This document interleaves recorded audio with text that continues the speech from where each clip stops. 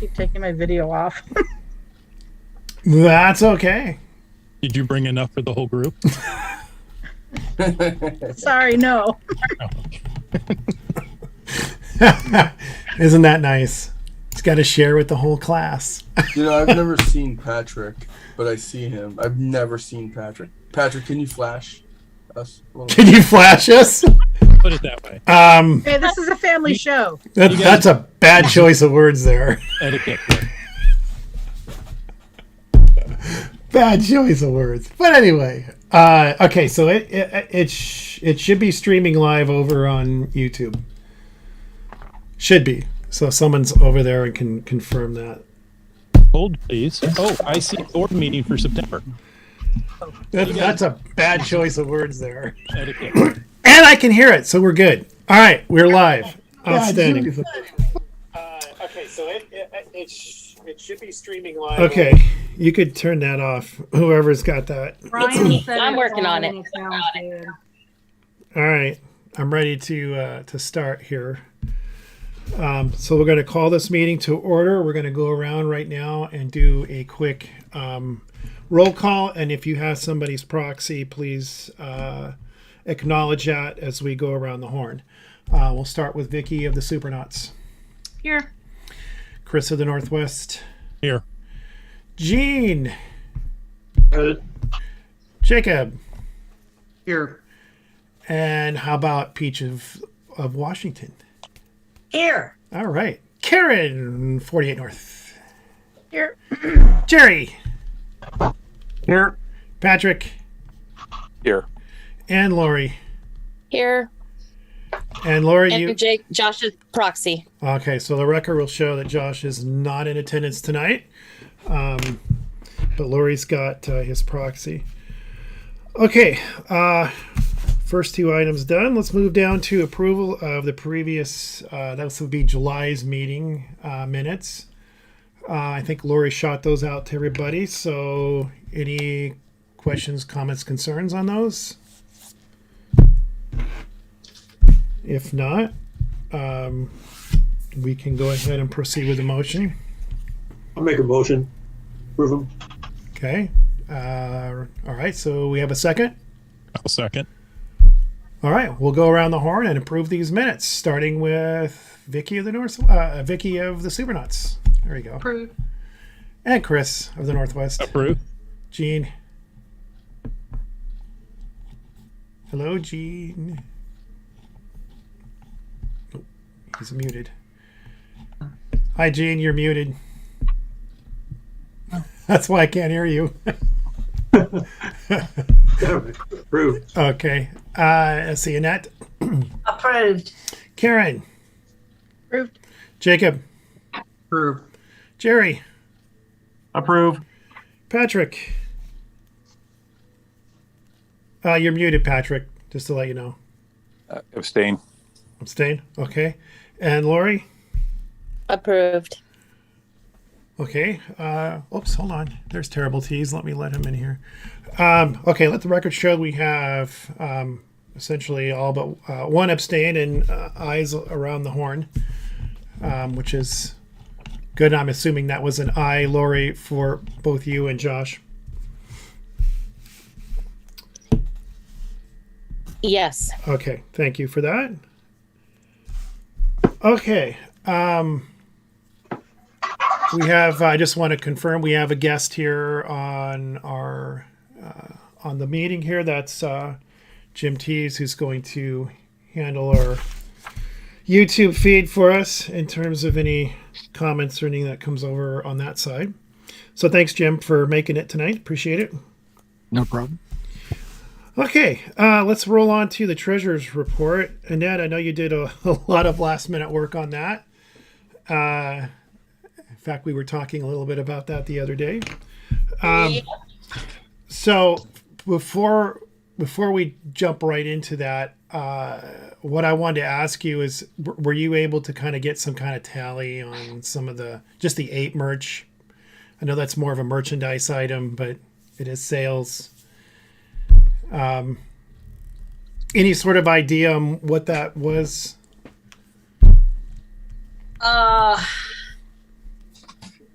Okay, just a second. Okay.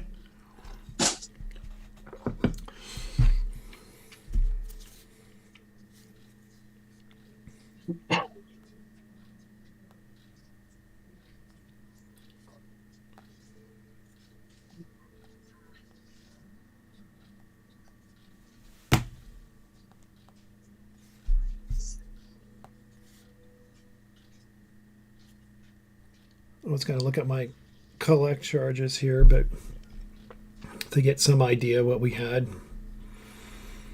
just from the we did have a few cash sales, but Yeah.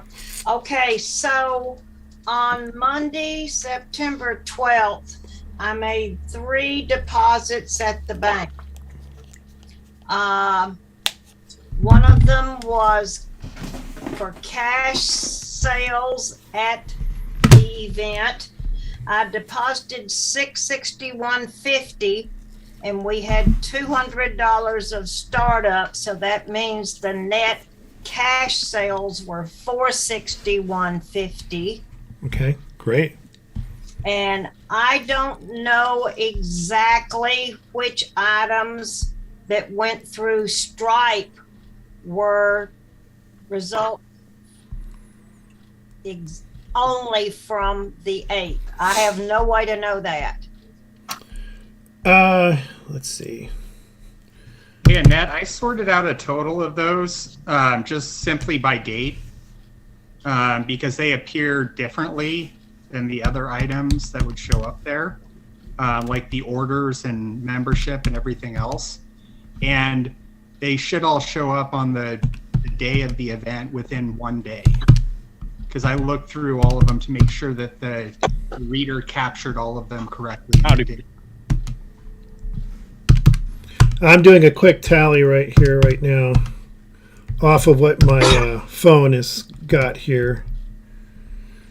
Okay. One of the other deposits that I made was for $92. That was from money collected at the event for refreshments. I did not spend that much money. I only spent about 70 something dollars, I think, and I haven't requested a reimbursement yet. So if I don't request a reimbursement, that'll just be a donation of goods to you, and then you also garnered $92. Well, that's good. We've always seemed to do well with the donations. Yep, we do. We because it was a smaller group, and most all locals, we did very little this year, and I did not expect us to do very much because we sell more when we have more people from out of town who don't always bring stuff with them from their house or whatever when they come out. True. Okay, all right. So just from a down and dirty quick review of all those on the Collect app here, I came up with $695.50. With that, oops. Chris, That was from Stripe sales. That's from the Collect app. So $695.50, $700 plus the amount that you had, the cash sale. So it's not horrible. We had over that's like 1,100 or so. Yeah. Something like that. Somewhere around there. Right. Chris, was that $695.50? Because that's what my filter showed. Yeah, that's what I just sitting here adding up all of these. Yeah, you have it right. I have that in the ape income sheet that I sent out as well. So I think that's a solid number. Yeah. That wasn't bad, considering. We were kind of busy there at the sales desk, so it could have been better, of course, but But then again, I think it ties down to the number of people that attended. We had a quite a bit fewer attendees, which is not necessarily a surprise. So the sales are adjusted accordingly for that. So that makes sense. Okay, going back to the report. So anything you want to add? Any additions to that report, Annette? Well, let's see. Are you talking about my report that I submitted to everybody? Yeah, the treasurer's report. Any additional? Right. So I think I've got everything pretty well detailed on there for all the expense items and the income broken down. We had good membership income this time. I sent a note to Lori, and I know that she's in the process of updating all the membership records, and she'll have a better handle on what we've got for members on each chapter, because I was trying to get the information by this board meeting so I could tell everybody about chapter allotments. But when I looked at those sheets that were tallied as of May 22nd, I know it showed a bunch of expired people, which I'm pretty sure I've seen that they have renewed, and I want to make sure we include all the proper people in the chapter, and that each chapter gets credit for all the people that they currently have, so I can make sure you get your due money. And let's see. It's pretty straightforward, but I'll be happy to answer any questions that anybody has. Annette, I just want to make sure that the bank balance essentially should match that $9,500, correct? Well, the 95, what are you talking, the at the bottom? Yeah, your WSGA funds on hand after. That's the reconciled balance right now at the bank. Okay. And that includes all of the checks getting updated as being distributed from the 8 budget from last month? Because I know we worked on that at the meeting. Well, it includes all of the expenses I've paid out, I can tell you that. And what hasn't cleared the bank down there, I show outstanding checks. There's about, let's see. It says There are 480. 1, 2, 3, 4 checks that are still outstanding, but I'm not sure any of those specifically have to do with APE expenses. Mm.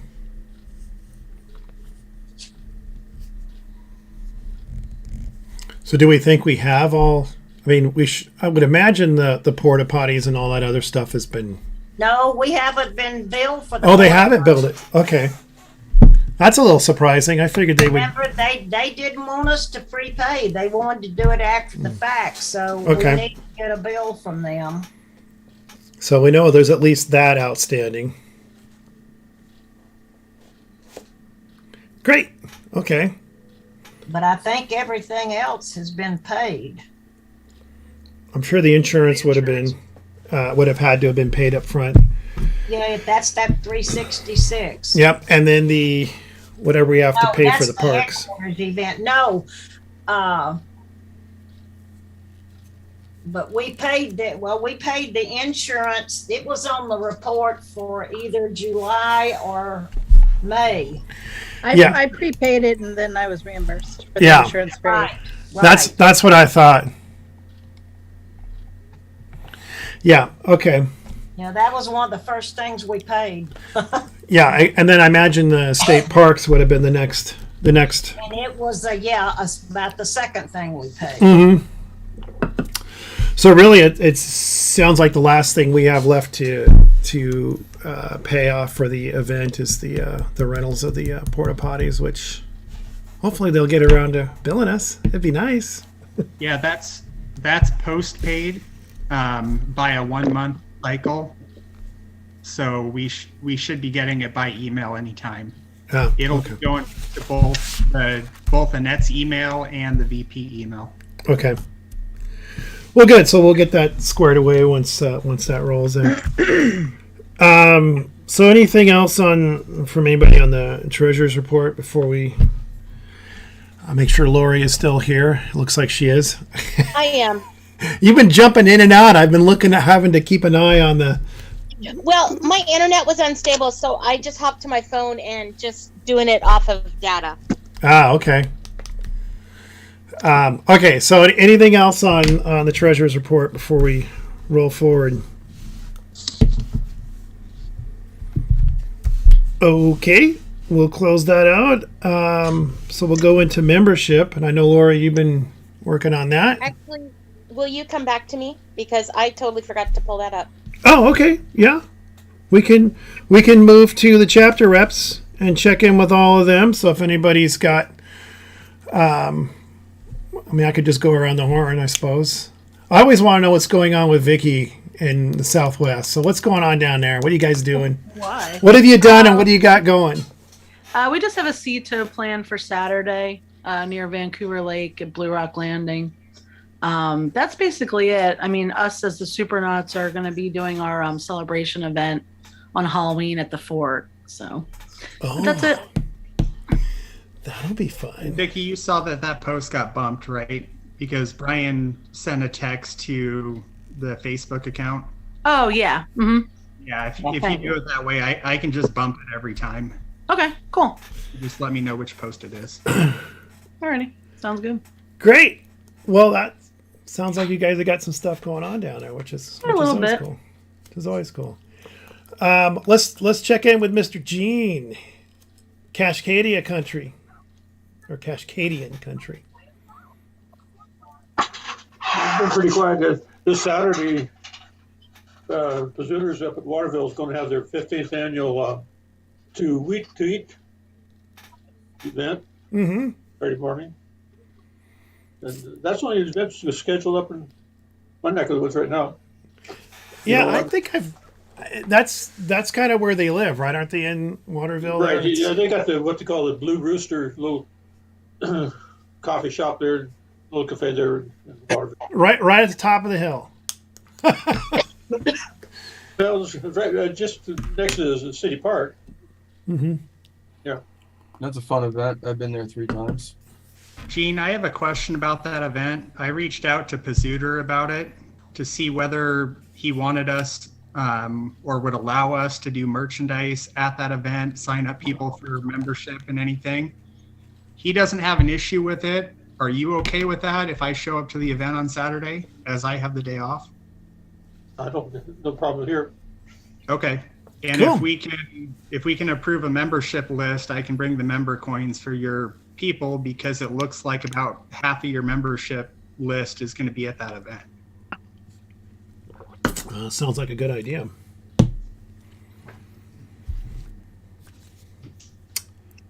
Okay. All right. How about Karen? What's going on in the northern lands? This Saturday is a event. Oops, where am I? In Marysville, it's a community celebration event held by Flutie. Oh, Floaty's And- doing it. Yeah. Yeah, and then I'm gonna hold. Well, WSGA or North 48 is gonna hold a community celebration event the last Saturday of August. I don't know exactly where. You mean yet. October? Yes, October. Yes. Okay. But there's not a heck of a lot going on right now. Well, a couple of community celebration events. That'll get people to come out. I may have to try to swing for one of those. Yeah, but Okay.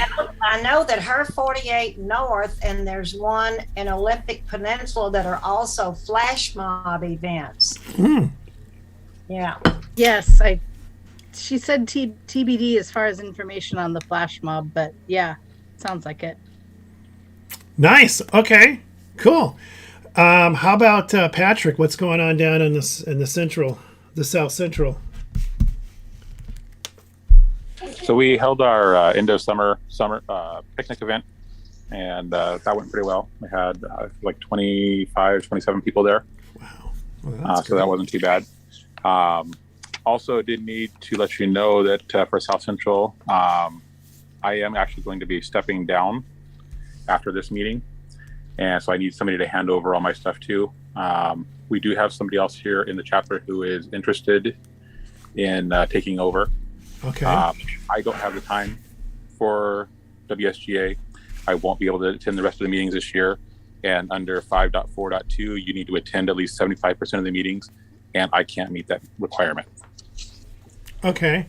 Who is the person that's interested in taking over? His name is Benjamin Parazoit. Oh, I know him. Yeah. I can't, money. yeah, I can't remember his caching name, but I know who you're talking about. Yes. And so we'd been talking about it for a while. Okay. So he was actually considering running last year and did not. So he was going to try and run possibly next year because I was going to plan to step down next year.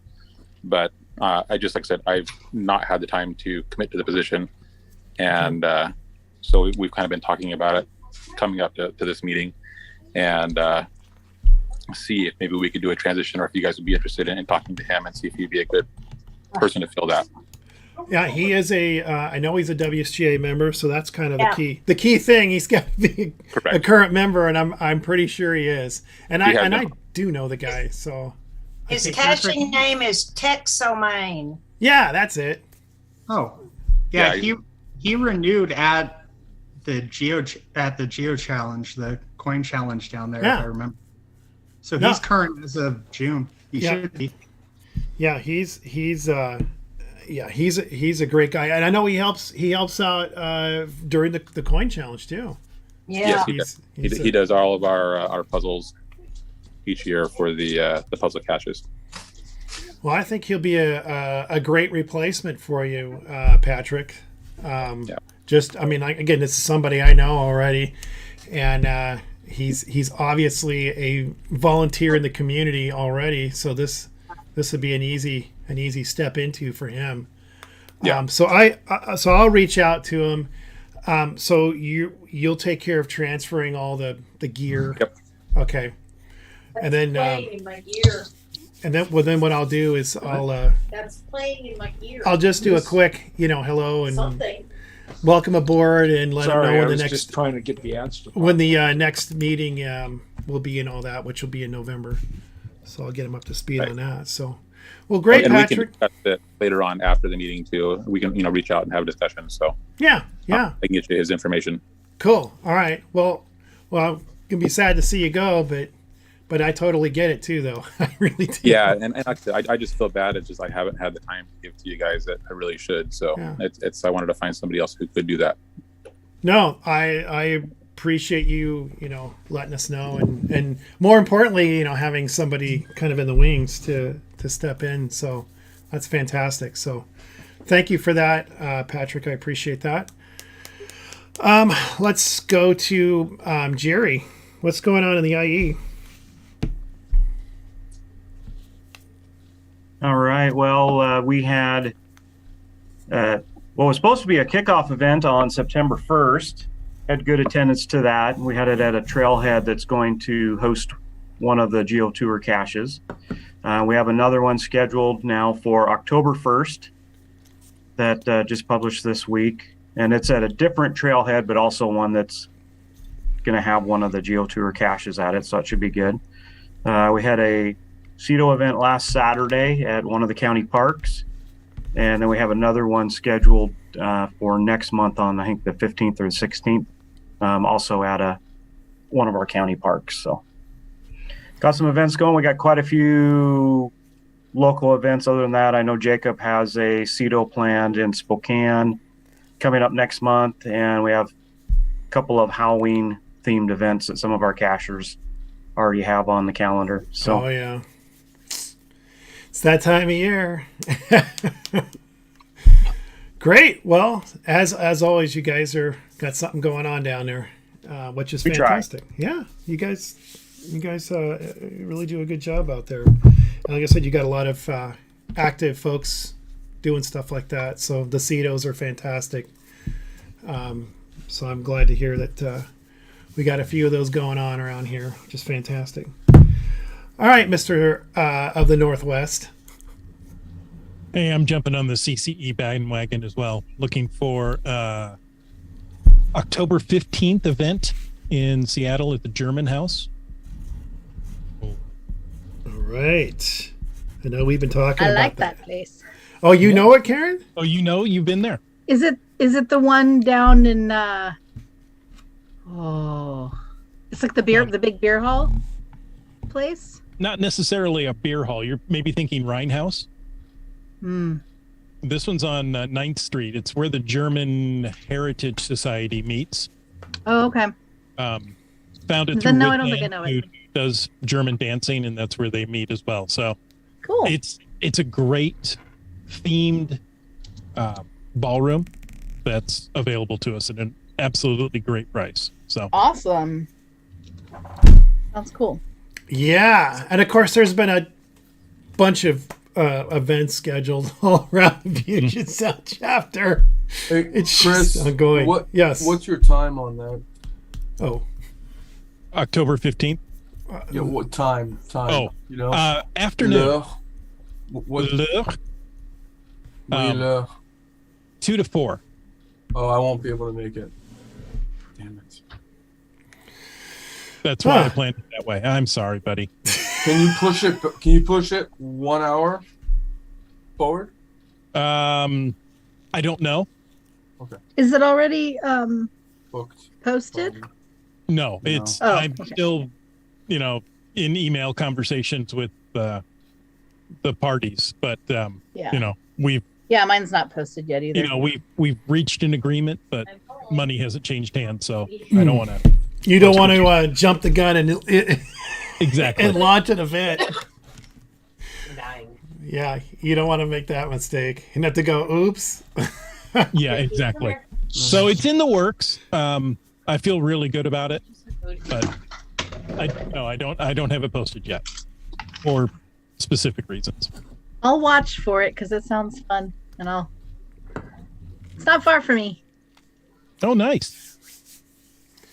Well, in August, I held in the chapter, I held a CCE myself at Coulon Park in Renton. And it was a celebration of geo-caching organizations. That was sort of the theme.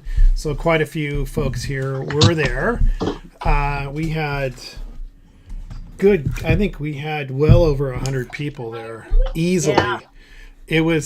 There were a number of lackeys there, of course, as you would expect, and it was right in the middle. I held it between the Geo Woodstock and the 20th celebration event, so we had a ton of people at that park. It was crazy, but a lot of fun too. We did a let's make a deal game, and we had we had a really good turnout overall, I think. Well, So I think we had reps from at least 6 to 8 other organizations. Mm-hmm. Yeah, so Tim from MyGo was here, and he and I kind of co-hosted this event since we had been talking about doing something like that during that particular week in August.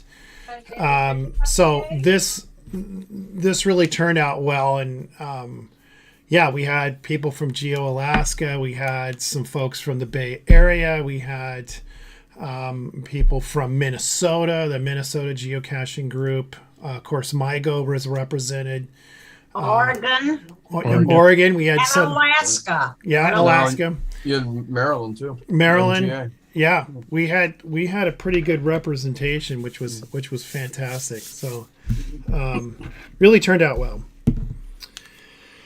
Okay, well, we kind of hit all the reps here, I think. Well, we don't have Josh, of course, but Hey, Does Lori have anything? yeah, Lori, do you? Yeah. So we had a community celebration last 2 weekends ago in Gig Harbor. Cash and Scary put one on, and it was actually well attended. There was a good 30 to 40 people there. I love it. And so that was well attended. And then Josh and a few of the others are working on putting on a Halloween event in Silverdale. I'm not sure the date. I can't remember the date, but at the end of October, they're doing an event at the end of October. All right. So Yeah, you got to use up those community celebration I credits. know. I got So- mine. I got mine to do still. we're don't wanna lose gonna it. we're gonna end up they're gonna be all stacked in like December or something. So yeah, if you got one, you have to use it by the end of the year. I Yeah. have a cool idea. I just got to find a place to host mine. So be creative. I have a really creative idea. I'm looking at our escape room has a portable escape pods that I can bring to events. Yeah, that sounds awesome, Lori. I want to go to that one. So I Yeah, got to me talk too. to him. I got to go down and talk to him. So Well, Lori, Let's I see think what it that'll be a entails. hit. If you can pull that off, that would be a fun CCE. So yeah, it's like you can rent, they're like old voting booths from what I've read, and you can rent like 3 of them for $150 for 2 hours or something like that. So I got to go down and talk to him and find out how the logistics work. cool. So yeah, I'm excited. Yeah. Well, yeah. You'll have to keep us updated on that. See how that goes. All right. I think we know we got all the reps taken care of. So thanks everybody for jumping in there and letting us know what's going on in your little neck of the state. Okay. So Lori, are you ready now for membership? Since we can jump back up there. I'm sorry, guys. I came home and crashed, and then had to jump in another meeting. I totally forgot about this. So for the months of July, August, and September, we have 54 new members. And for year to date, we've had, from the beginning of the year to now, we have had 123 signups for just this year. That's great. Mhm. And then expired, our expired is actually going down. It looks like for expired, we have had 25 expire since July and September. So that's not too bad. That's not too bad. And you know, I think one of the fringe benefits of the APE event is we tend to get a lot of signups right around, the day of and leading up to and after the APE event. So it's well, in HQ, you guys got quite a bit. So my goal, I know I've slacked, and I really apologize, guys. I've really slacked on this. Is my goal this weekend is to get all of the pages updated with your members, all the badges done. I got to go pull in a copier from outside because I ran out of cartridges for my other one. Get all those done and all of them mailed out by Monday at the latest. And then the website the document should be updated with everybody's members that are there. Hopefully, fingers crossed, I can do this. I'm going to get it done. all right. Well, yeah. Well, you know what? I mean, that's it. having membership be really busy, it's not necessarily a bad thing. No, and my problem is I kind of let it slide the last month, and so I'm putting the stress on myself. So I can't blame anybody. You might have been busy doing some volunteer coordination. Yeah, thank you. Some kind of event that happened Yes. recently. Yeah. Exactly. Yes, but I did let it slack. So I mean, my goal is to have it updated this weekend. Please, guys, don't be afraid to say, "Hey, Lori, how's it going?" If I haven't updated by mid next week, I just sometimes need those reminders. And Okay. Well, if you need what I any, wanted to find out about the membership is I sent 2 PDF copies that were scanned in of our blank sign-up sheet that were 2 members that I had at events that I attended that signed up. They were charged by Stripe, so they are paid up, but that stuff has to get updated into your records, the membership list, and the back end of the website. Yep. okay. I do remember an email. That's some of these membership emails I've just kind of been holding on to because I knew I was going to tackle them this weekend, so I haven't looked at them. I will look at them, and if I have any questions, I will make sure I'll look at it right now to ask you. Okay. And if Lori, if you have trouble finding the 2 or with how it's written out and scanned in, just let me know. But that was my attempt to do it quicker because then people could just fill out the form at their leisure at the event and then get it back to me filled out and just make sure I knew what all their details were. I only have one person from you. Which one do you have? Oh, nope. I see a Bob. Oh, Bob and Karen. I see a 1 and 2. Never mind. Okay, and that's the one that's paid and needs an extra membership badge. But we also have Ryan Kablar waiting in Connell for Cascadia. And Okay, I don't see that one off the bat. I'll look. okay, I'll send you another copy of it then, just in case. His was back from the last week in June, I think, is when you should see. June. Oh, okay. That's probably why I didn't see it right here. Okay.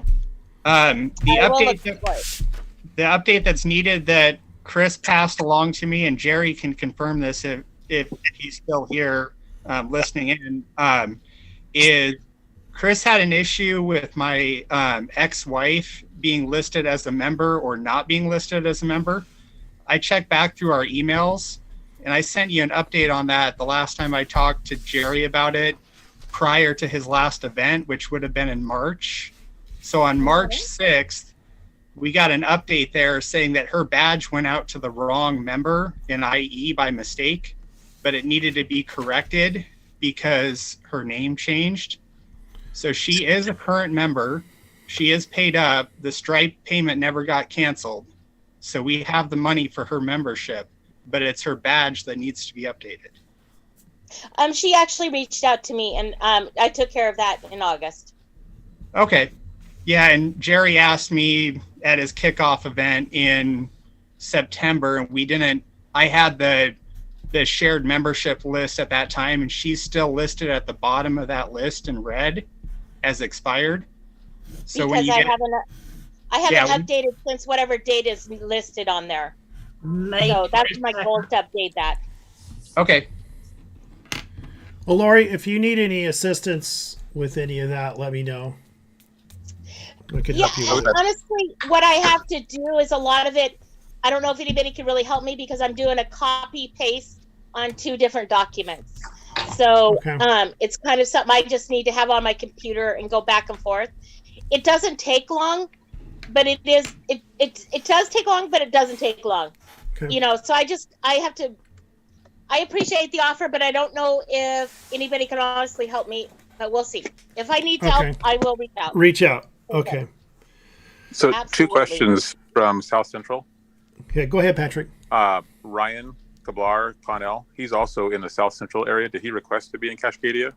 Yes, he did. He's a teacher in Othello. He goes to Connell. He hid caches there, but his family lived in either Omak or Okanagan. So he spends most of his time caching all the way across Cascadia. Gotcha. That was his request to be part of that chapter. Yep. Just wanted to clarify. Yeah, because I was thinking Connell's in South Central, isn't it? Yeah. The update both Connell and Othello are. Patrick, the update I had too, and I wanted to make sure you're aware of this on the Geo Tour. He was hiding caches for Cascadia. He didn't really know the chapter boundaries, but he has plans of hiding them in Connell, Warden, and Othello.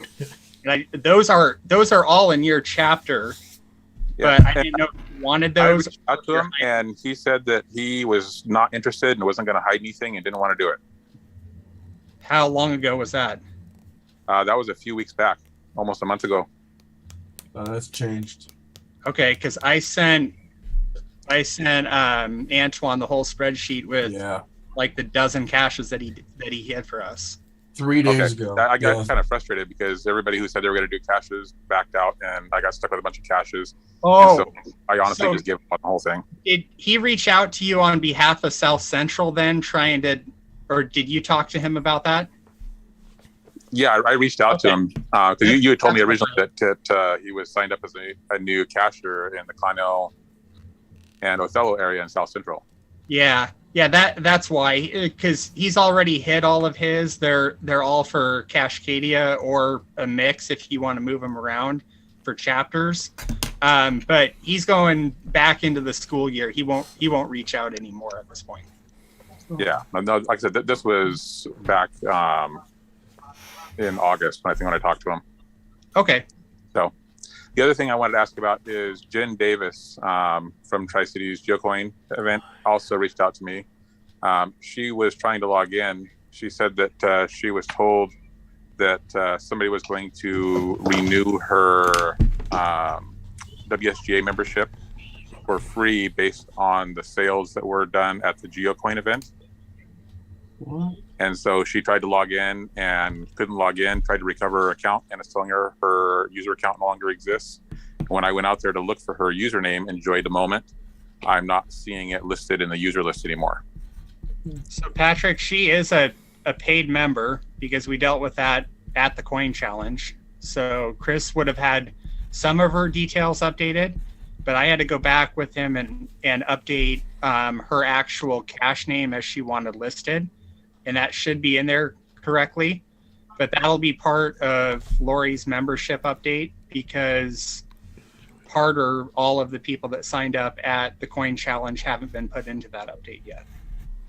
Okay, And yeah. I was the one. The list of users that are on the website, her username is not in there. Exactly. And Yeah. when she goes in there and she does an account recovery with her email address that has worked previously, it's not sending her the email. It's telling her that her account doesn't exist. Okay. Okay. Well, then we need to connect her with her past account then, because it sounds like something new got created. But the person she was talking to was me, and she also gave me an address update that I passed along to Chris as well, because I went down there to pick up a couple examples of you guys' coins to have at HQ 20, and to drop some stuff off for her as well. Okay. So that'll be in the membership update. I'll have to reach out to her because I have another question for her as well. Sounds good. I just wanted to double check. She just recently contacted me on that last week. So is she going? Is her caching name Enjoy the Moment? Is that what you? Yes. Okay. Enjoy, and then D like dog, moment. Okay. Enjoy D Moment. All right. Well, now I can try to look that up while we're doing this. It's just going to be a little bit difficult to do all that, and I don't want to have that show up. Chris, I'm trying to No look worries. right now. So if you want to do that, I'll all right, see what good. I can do. I don't want to end up. Patrick, just type it in chat so I can have it correct. That would be awesome. Yep, I'll do that. Okay. Thanks. All right. Thank you for that, Patrick. Anything else on the membership? Sound like Lori's got her work cut out for her. I do. I know. I'm going to go to an event on Saturday morning, and then I'll be back here working hard. Okay. Well, the offer still stands. Just letting you know. Oh, I know. And if I get overwhelmed, I definitely will reach out and see who can help me. Okay. We have the merchandise update next. Mark's not here, so I don't. We've talked a little bit about merch, and Jacob certainly can talk about it. But what I will add to that is I broke down all of the non-sold merchandise for the Ape event. All the Ape event packages have been broken out, and I've put the individual items on our website so they can be sold as separate items, because we'll actually might sell some things now that the event is over. It just doesn't make sense to have event packages up there because who's going to buy them? Now, if we sell them as separate items like the hats and the lanyards and the coins, they will be more likely to sell. So those are all on the website right now, and all of the inventory numbers are on there. I know we've sold at least one. Actually, I think we sold a couple of the coins already. So that's in there. So our store looks a little more robust than it has been. So that's my update for merch. Other than I have two. Well, if we're going to talk merch, we can talk eight merch. I have two. I want to say there's two still in there. Yeah, I have two of the Ape event packages that were not picked up. So those, and they're international. The others I actually went out and hand delivered, including Doug Stevens in I went to his place of business in Bellevue and actually handed it off to him. Well, I handed it off You to his ever need a coworker. plumber? I know. Well, Yeah. it was kind of nice checking out the store there because we're getting ready to do a plumbing job here in this bathroom downstairs. So Cool. I saw a really cool shower head that I think I'm going to have our guy pick up. But anyway, I went around and delivered the ones that I could. I have 2 international ones. One is out of Surrey, BC, and the other one's out of Switzerland. And if the WSGA wants to pay my way to go to Switzerland, I'll hand deliver that to the member out there. Otherwise, he is going to have to pay us to ship that. The Surrey, BC one, I think I can do that for free. That's an easy drive up, and I can meet the guy at Peace Park and potentially hand it over since Surrey is right on the other side of the border. So as ape event items go, or at least the packages that were not picked up that should have been, we're down to 2. Everything else is gone, which is good. And it seems like every year we always have some that don't get picked up for whatever reason. Either they forget or their plans change, and now we've got a bag of ape event stuff, and the person's not around. So anyway, that is pretty much resolved. I did move out some Skyfall coins. We had some people that had purchased them some time ago, and those that just had Skyfall coins only, those got sent out, and I cleared out those items on the merch site. Unfortunately, were those the ones that were marked for event pickup that people didn't pick up at the event? No, these were all the ones that were items that they bought, and they were supposed to be mailed out. All of those got fulfilled. There was a bunch of those that are gone. So I don't know if there's any on the website now. I'd have to go and look. But some of them, of course, they bought the coin with some other items, like a shirt or an ape coin or something of that nature. So anyway, we got to deal with that. I don't see any Skyfall on the website right now. No, and we don't. When we do not have the order yet of the Right. additional coins, that hasn't.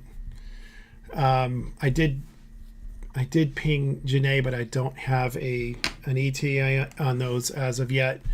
But there will be more, and as soon as we get them in, they will be on the website. They're just, I don't know. I'm not sure when we're going to see them.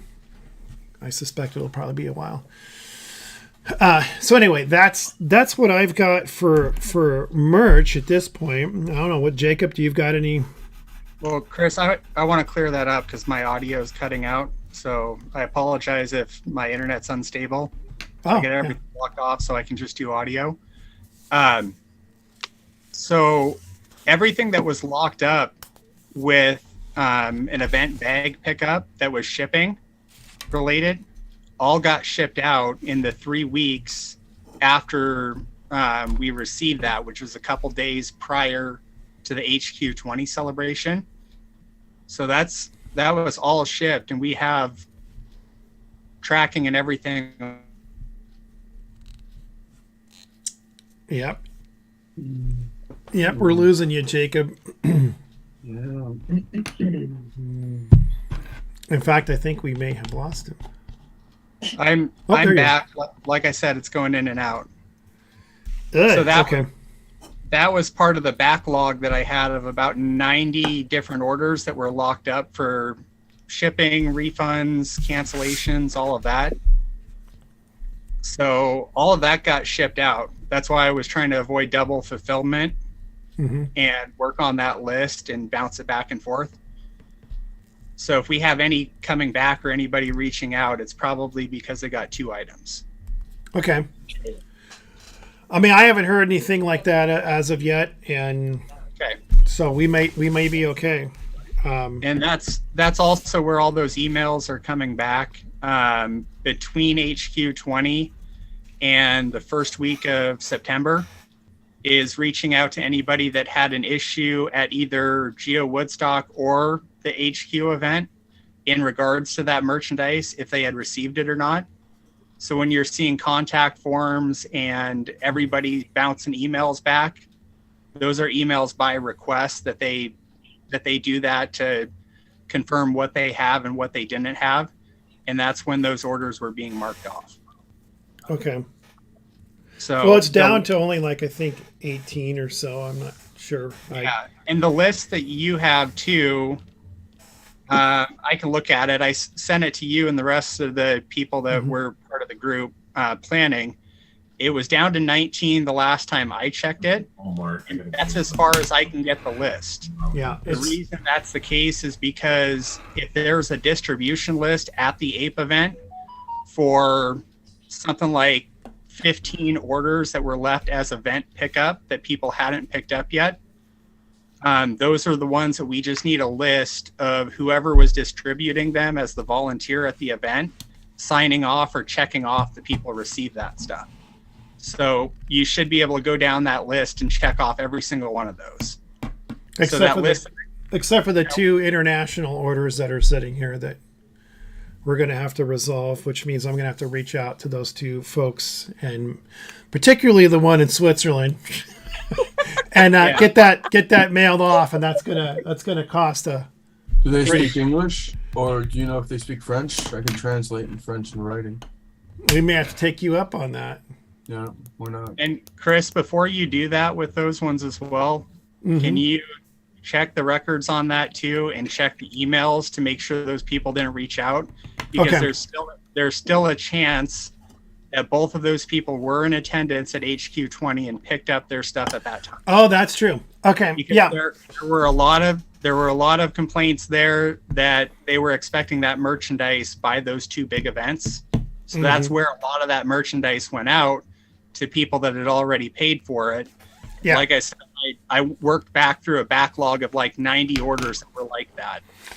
Item by item, whether they picked them up or not. I know I did have one guy, he was over in Maple Valley. He actually had his bag sitting there, and he had told me he picked it up at the 20th celebration event. So I know there's at least one that I ended up just taking that bag and breaking it down and adding the merchandise to our website. So, but those last 2 I haven't done anything with, so I have to work on those. So I will check and see if that's the case before we do anything with those 2. I think they're just standard APE event packages. They weren't the influencers.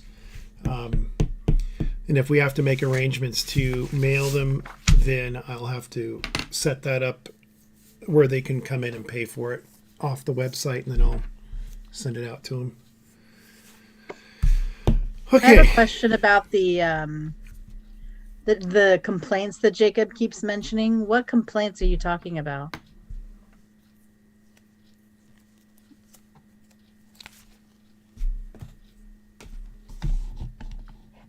Oh, Jacob, are you there? He's muted right now. Nope. I keep getting knocked out, most likely because of my internet connection. But then it goes to unmute after that. So a lot of those complaints are coming from people that came up to me after Chris had me at the Caching in the Northwest booth at Woodstock, and obviously at the HQ 20 booth that we arranged as I was there. So what Chris is looking at as a couple of those bags that got handed out to people as well, those were people that had their plans canceled for any reason and they weren't going to be able to pick their stuff up.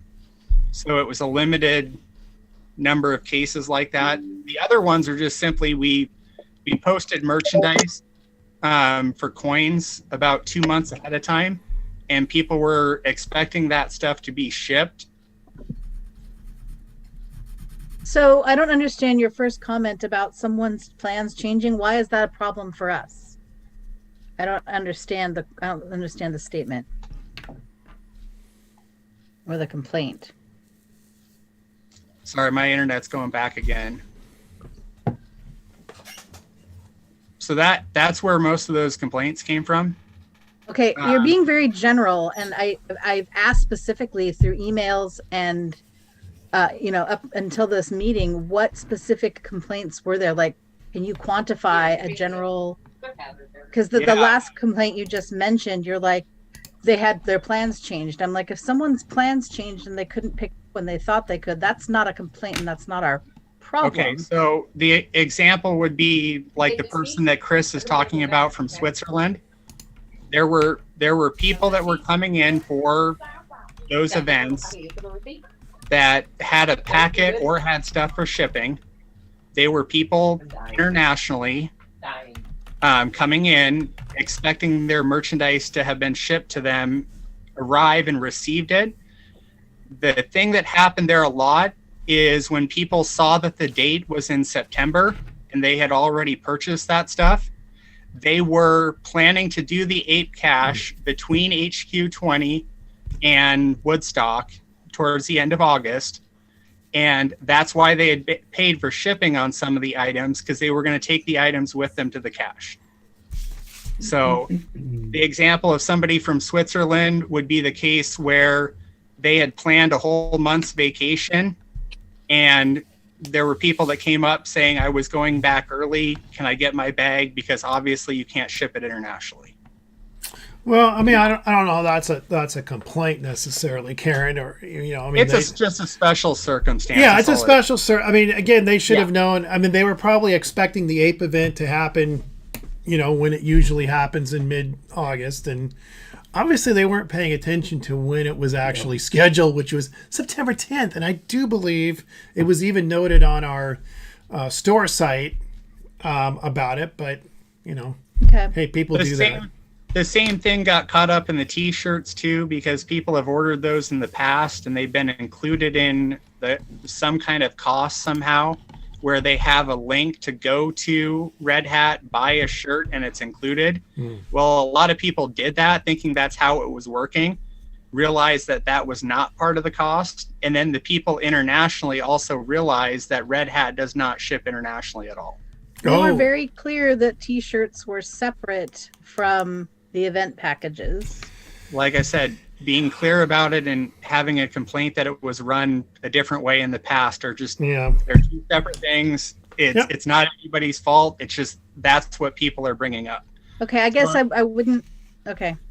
So I'll give you an example there. No, I understand now. In the case at HQ 20, 2 people came up from Germany that had bought the event bag or coins that they were expecting to have there.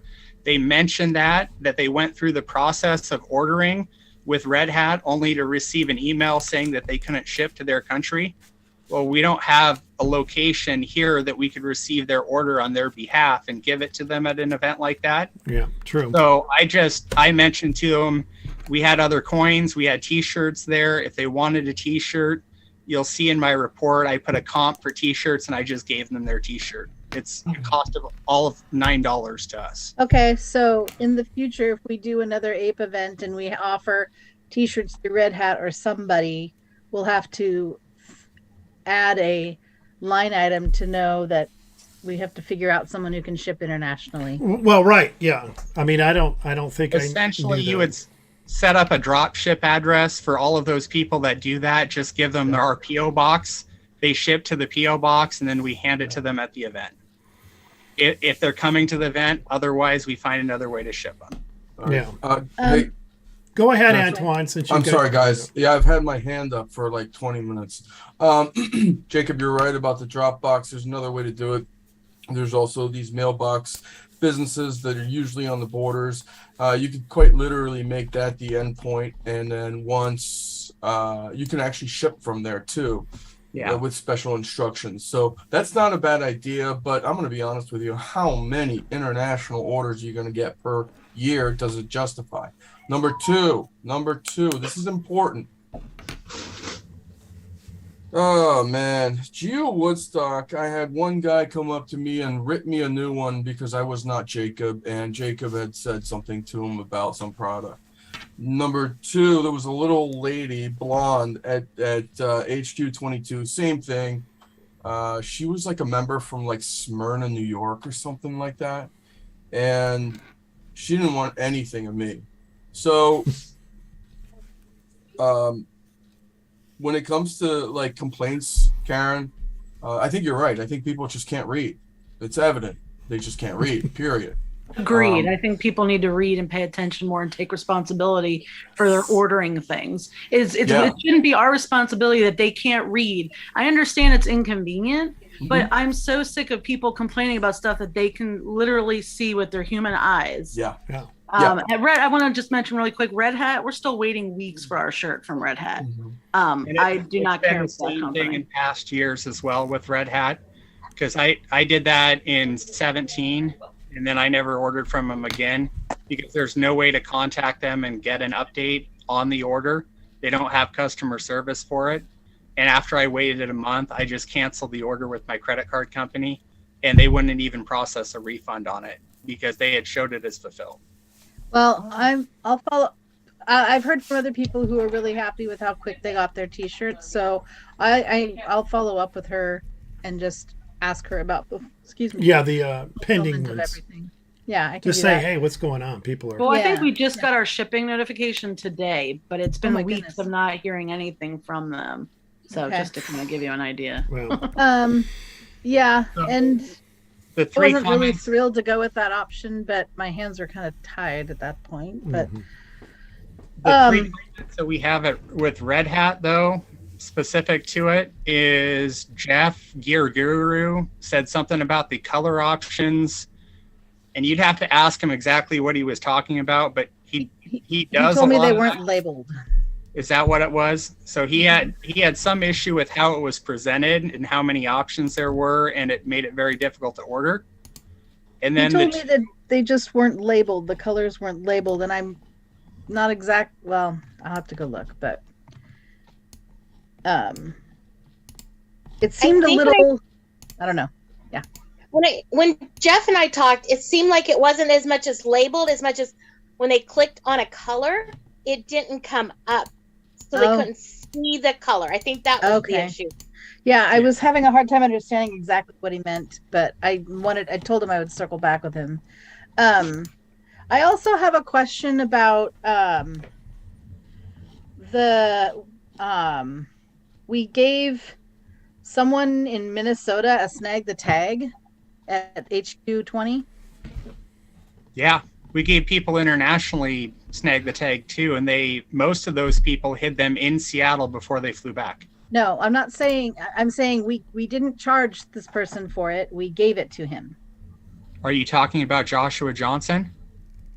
Who, if he's in Minnesota, then yeah. Yeah, that's the vlogger. We charged him $20 because JD agreed to pay our cost of snag the tag on that pack, so that Joshua Johnson could do the geocaching vlogger promotion and post it to YouTube, saying how, I don't know if he's done it before, so maybe he's signing up to do it. We could ask Mark as well whether his got hidden and redeemed, but that would be the person you're looking at. So you're saying that we made a deal with him, because I heard that he was just given it without being charged. No, that's not right. And I do know he did pay because they gave me the money for it. Well, the thing is that that wasn't promoted as far as I can tell. I don't know where his YouTube vlog is. He's in Minnesota. He's in Minnesota. Yeah. I haven't seen anything about him hiding it or talking about it or anything. And so I just wonder why we're giving somebody in Minnesota. Why would we give someone in Minnesota something to promote for a game in Washington? Yeah. The same exact reason I gave him a T-shirt too, because Patrick had a request from him a couple years ago at the Coin Challenge that he liked our logo. He wanted a shirt from us, but he only wears black. So when I made the 8 T-shirts, I added an extra one on there, identified it. We were aware of the cost at that last meeting to give that to him. And I mentioned that to Chris before I handed it to him, so that we all met him at HQ 20, and he got a T-shirt as well. It's so that he can wear to me, Jacob. Well, I understand that, but offering promotions and working with these people is something that both Chris and I have been doing ever since we both been handling our positions. And Snag the Tag is completely Mark's thing as far as I'm aware. So as long as Mark doesn't have an issue with Joshua Johnson getting one, the cost is just our cost. So that number that I sent out as part of my report, also it said 1882 and some change. That cost should be adjusted down 20 because his one got purchased. Nope, lost him again. By the way, the geocaching vlogger never published anything on Snag the Tag in the last 2 years, and he also loves blue. How do you know He that? asked us for an ape shirt back in 2018. We didn't have any black ones. I offered him an orange one because we had orange one. He did not want that, which is fine. But I mean, he has every opportunity, like everyone else, to order a shirt. I He mean, probably makes we're more friends money with than him, he and I does, still too. think that he can order his own shirts too if he wants. I mean, Agreed. everyone Yeah. can. It's nice that we're giving him one and working that out, but Yeah, when he came to the booth, he wanted to buy one in black. He never asked to be given one. Yeah. He just wanted to buy one, but we never had that shirt in black. No. And that Well, actually I- at Geo Coin Fest when it was held in Seattle. I agree that promotion is great, but if he's not going to promote the item, then why Yeah. give it to him? I mean, he's good at promoting stuff. He really is. Yeah. I'm not saying anything Same thing. against that, but maybe we Same should have thing. been planned or something better. That was planned. I brought that up at the July meeting. That was part of my merchandise report. So there's no lack of planning here. It's also possible that a future video could come out. We don't know because YouTube videos also are released in sequence, so there could be other things that are ahead of that video. We don't, That's it's hard true. to- Well, and it's And just he's currently in Germany right now, guys. Also, like his Geo Challenge videos. They record those Geo Challenge videos sometimes a month or two ahead of time, and then they just use the video for whatever promotion for the month that it's associated with. So he might have hit all the Snag the Tag to promote the idea of Snag the Tag and the ape coins and show everyone what it looked like. And they're still on our website to sell, even though they're a different version. And along with him wearing a t-shirt, and those are going to be on the website as well. And that goes out to something like, I don't know, tens of thousands of people. It's similar to Mark's connection with Snag the Tag. Theirs is something over 10,000 people now too. So that's There's, where we don't have Snag the Tag on the website. on what website? Our website, we only have the event and influencer coins that are left over. We shouldn't have it. Snag the Tag doesn't get sold. We shouldn't have any of them for sale. I know you just They're not. mentioned Snag the Tag being on our website. It's not there right now. Why would we No, it's been have it? taken The game down. is over. I'm saying is if he does a promotion, holds up the coin, people see the design, they're going to go on our website and buy the same design coin, but in a different color. Yeah. The example there too is at HQ20. The number one question that I got at HQ20 was, where is Mark Clemens' coin? And what they were talking about is they were talking about Mark Clemens promoting the coin design for the purple Snag the Tag edition, specific to that game. Everyone there still wanted that coin. So when they showed up and they realized there was a blue one that they could buy that was supposed to be shipped, that's why we sold out of Skyfall almost immediately. So they wanted that coin is all they wanted. So that's, if you want to say that's the power of promotion, that literally is, because What's the people are- power of promotions is at the beginning of that entire day before people poured in. I asked you if we could sell those. You said no. And then we can't. an hour later they were gone because you sold them all. I don't understand. Are you I talking didn't about? get a Are you message talking there. about Snag the Tag? Or are you talking about Skyfall? Skyfall. Skyfall all along was to be sold. There were 17 of them. And they all got sold. Maybe it's just I But there's more coming. wax in my ear. The Snag the Tag ones are the ones that can't be sold individually. That's what the discussion is. They're sold as a pack. We sold 7 of those packs at HQ20. which was the remainder except for 3 that I held on to that never sold. So HQ20 did have sales of those, and people got the purple coin, but they don't sell for the coin. And that was a very common question. And all I did is handed them the flyer for Snag the Tag that explained the cost and how the game worked. And if they came back and bought a packet, they bought a packet. So that's how that worked. Okay, let's move on, you guys. This is going to be a long meeting otherwise. Chris, I have the rest of my agenda items that are specific to merchandise. So do you want me to continue with that? I know we just went over all the ape stuff. Yes, we went over the ape stuff, and we haven't even gotten to the ape wrap-up yet. Yeah. That's later on down the line. But if you could do this quickly, that would be great to go through the rest of this. Well, I sent the email out with those agenda items. So if any questions are specific to those agenda items, you can let me know when I get to them. The July and August merchandise sales report was sent out with everything that went out at HQ20 and Geo Woodstock. And the very clear part there is Geo Woodstock, none of those were sales. That was accounting for the cost of those items. And some of those items that are listed in that report are ones that we cleared out of the shadow boxes when I remade all the shadow boxes. And they include coins from 5 or more years ago that are member coins, past ape coins. And that report will show whether they went to a raffle, they went to an individual person in lieu of a refund, or however they got handled. So are there any questions about that report and where all that stuff went? Yeah, there was a lot of old stock sitting in those boxes. That's for sure. They've been sitting in the storage unit for a while.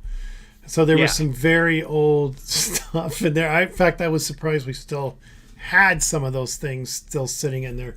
We had some of the old ape coins from, like, I don't know, 2015, 2016, something like that were still sitting in that box because we would take that box to events and sell merchandise. And so it was the display item.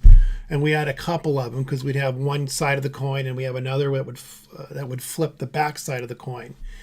And so we had a number of those. So I'm glad it's gone, to be honest. One of those got sent back to me in a picture from Vicky, included in somebody's haul of swag from that event. And the one coin that they're showing there is from 2016. It's a WSGA member coin that obviously went to a non-WSGA member.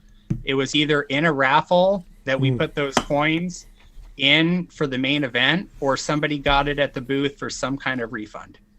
And it is a one-off, or maybe 2 that were available, and they were out of the shadow box that nobody's handled in 5 years. Yeah. So it would be a very minor thing. Like I said, it's very, very limited. So I'll move into that second one to keep things going, because people wanted to know about the member coin distribution. Now, the way we handled member coin distribution last year is I did all the shipping for out of state and I did all the international. So I can tell you right now, international should be done or should only have 1 or 2 exceptions. Now, hold on a second, Jacob. Is this for the 2022 coin? 2022. Okay. Now, the reason I did that is because I was the one that handled that last year. Those international members came up because they've seen those coins and they wanted them. Now, you've got something like 1 or 2 dozen international members that are WSGA members. Mm-hmm. And we do not want to pay international shipping and have them wait a month. So when those people, and one of Mark's friends is Ola from Sweden, that came up to me at HQ20 and asked for one. Ola's been a member every year for however many years Mark can tell you. And I just handed him a coin because it would cost $20 to ship it to him. So we avoided, like I said, literally all international shipping on member coin distribution for the Blue Edition, simply by giving them to people in BC and at HQ20. The other example is I can't ship to Australia. Pirate Ship does not support that. I cannot make a label for Australia. We did not have member coins that went out in 2021 to Australia, and we won't have that in 2022 unless I create a drop ship method. That's What exactly. about member coins for people in Washington for 2022 who Just- really want their coin and are seeing other people I getting will it? explain that in the rest of the report. I'm still working on the international people. So the international people, that example for Australia, there were 2 members in Australia that did not get a coin last year for 2021 because, like I said, there's a shipping exclusion. There was 1 member that came there that had an ape order with some coins. They had some merchandise they were picking up, and I handed that person the coins for those people in Australia so that they could go to their PO box, drop them in the mail, and send them out to the people in Australia. That would be the same way that we would work in a drop ship method, and that's exactly how Mark's done that in the past as well. So, for example, Australia is handled now for both years. So if you guys want to know where the member coins went out and where you have pictures of those people internationally, especially showing that they have a member coin, they have a member coin so that we don't have to pay international shipping. Well, if they're a member in Australia for an organization across the world, they can pay their own freight. I mean, I don't understand why. Our website is not set up for that. So Well, we should probably think about fixing that.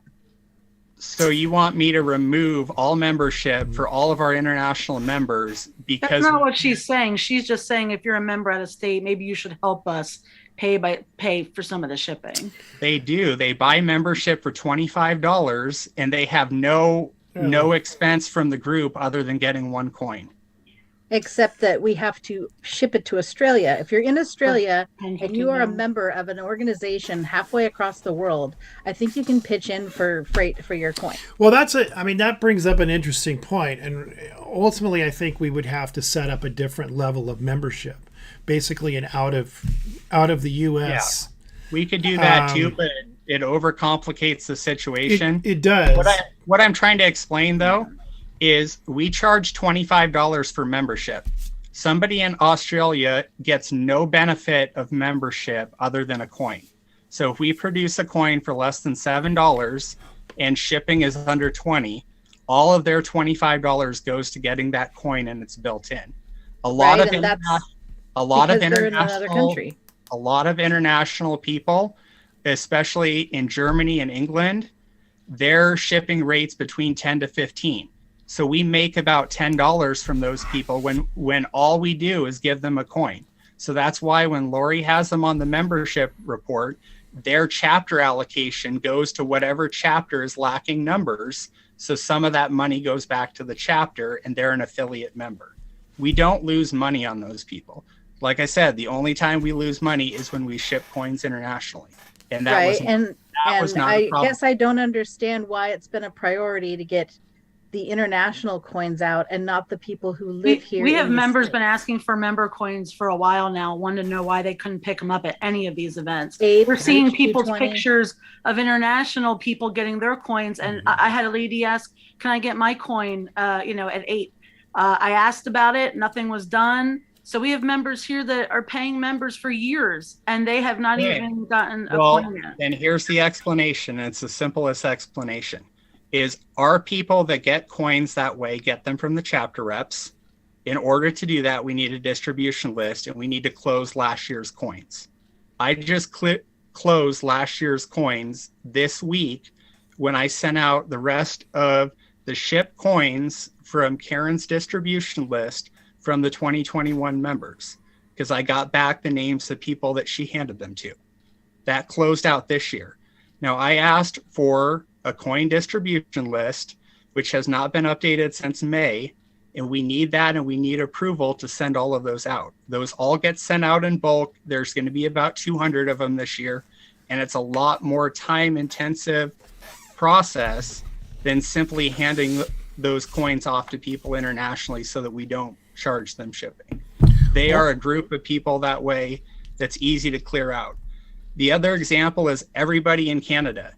Everybody that's an affiliate member for the WSGA in Canada pretty much showed up at Geo Woodstock wanting a coin. I had the coins, they took the coin. We don't get charged $10 to ship a coin to Canada. It's that simple. So if you want one whole membership group that got cleared out at that event, it's practically everybody in Canada. I do have a question. Why were they allowed to pick a different color? Doesn't that mess with like the number that we have minted for members, events? I'm just curious why they got a color choice. Is everyone going to be able to have a color choice? You know, because that is kind of an issue that. If they specifically ask for it at an event, I don't see any issue with it. The mint cost is the same on both of them. And if they would rather have green than blue, the green is available for the cost of the coin. It is a purchase coin. It's the event edition. So if they show up at the event and they say, I would rather have the event edition, which I know I can buy, instead of the credit that I have for one blue coin as a member, because they're an international member, I don't have a problem with it. Now, you're right. It would throw off the numbers of the blue ones, but only make it higher, meaning we have a surplus of those coins like we had a surplus of 2021 as well. That's exactly what happened.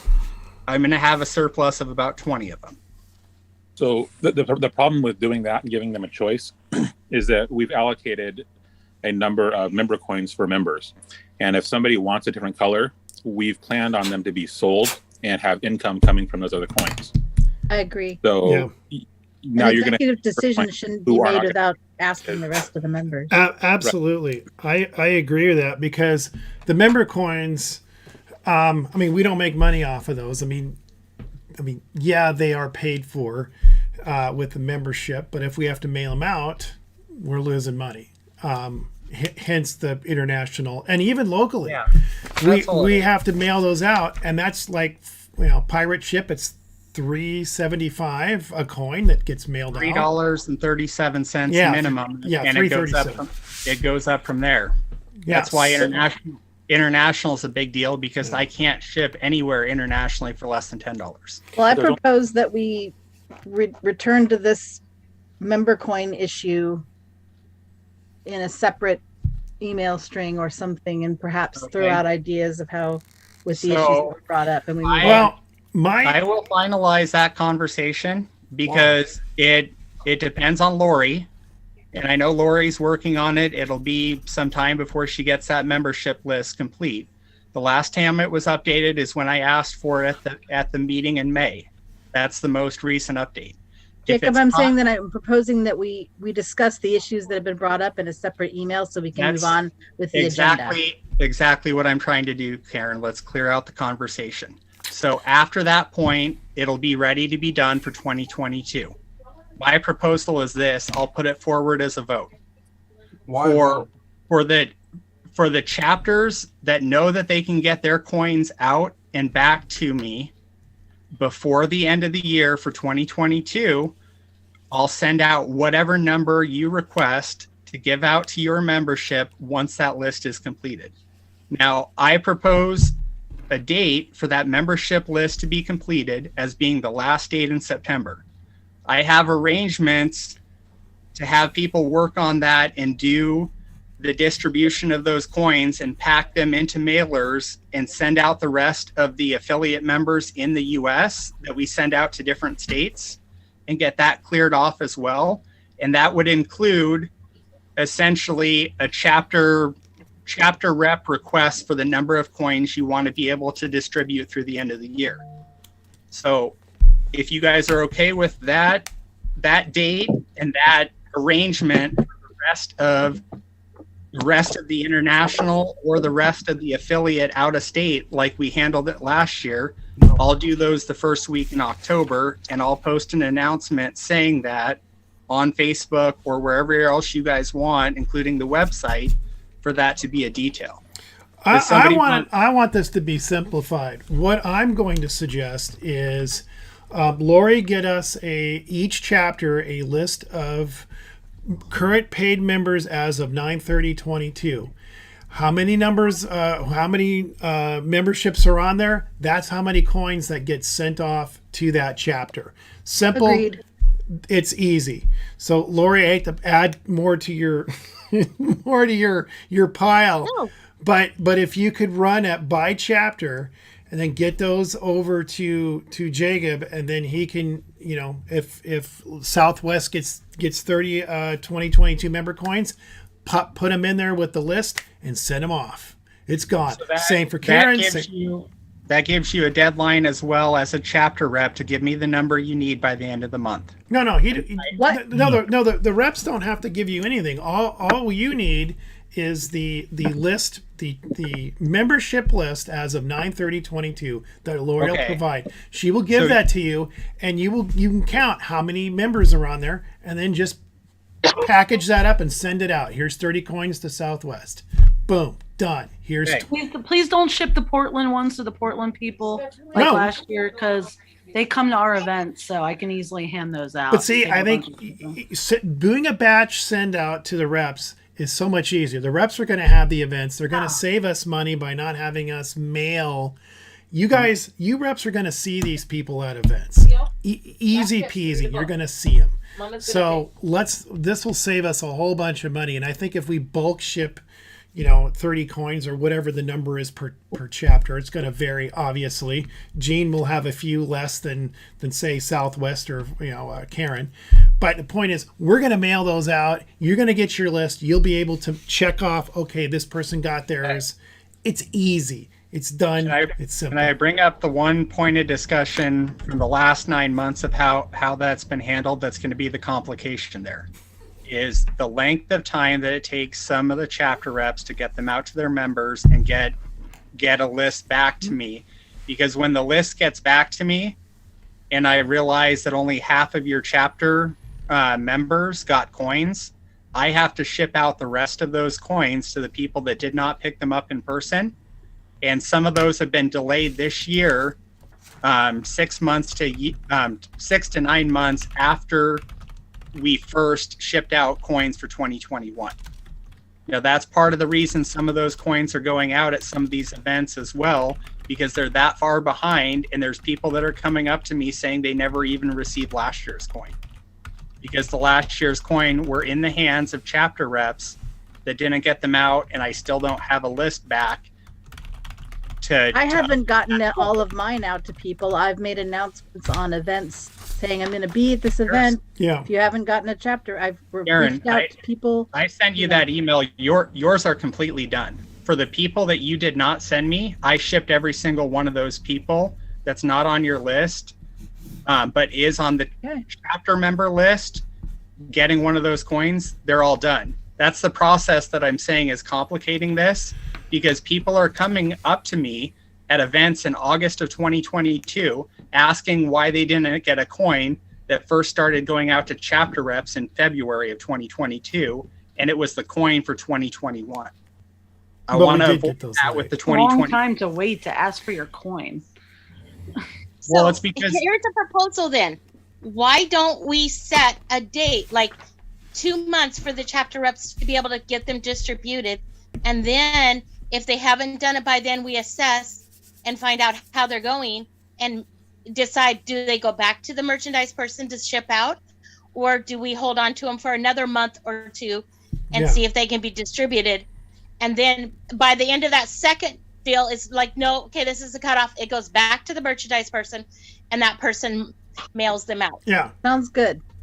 Okay. I mean, that would be the way to do it. I mean, you guys let you guys know how we voted on this last year. We did exactly that. That date that you're talking about was the last day of March. The only chapters that were done by the last day of March was Vicky in the Southwest.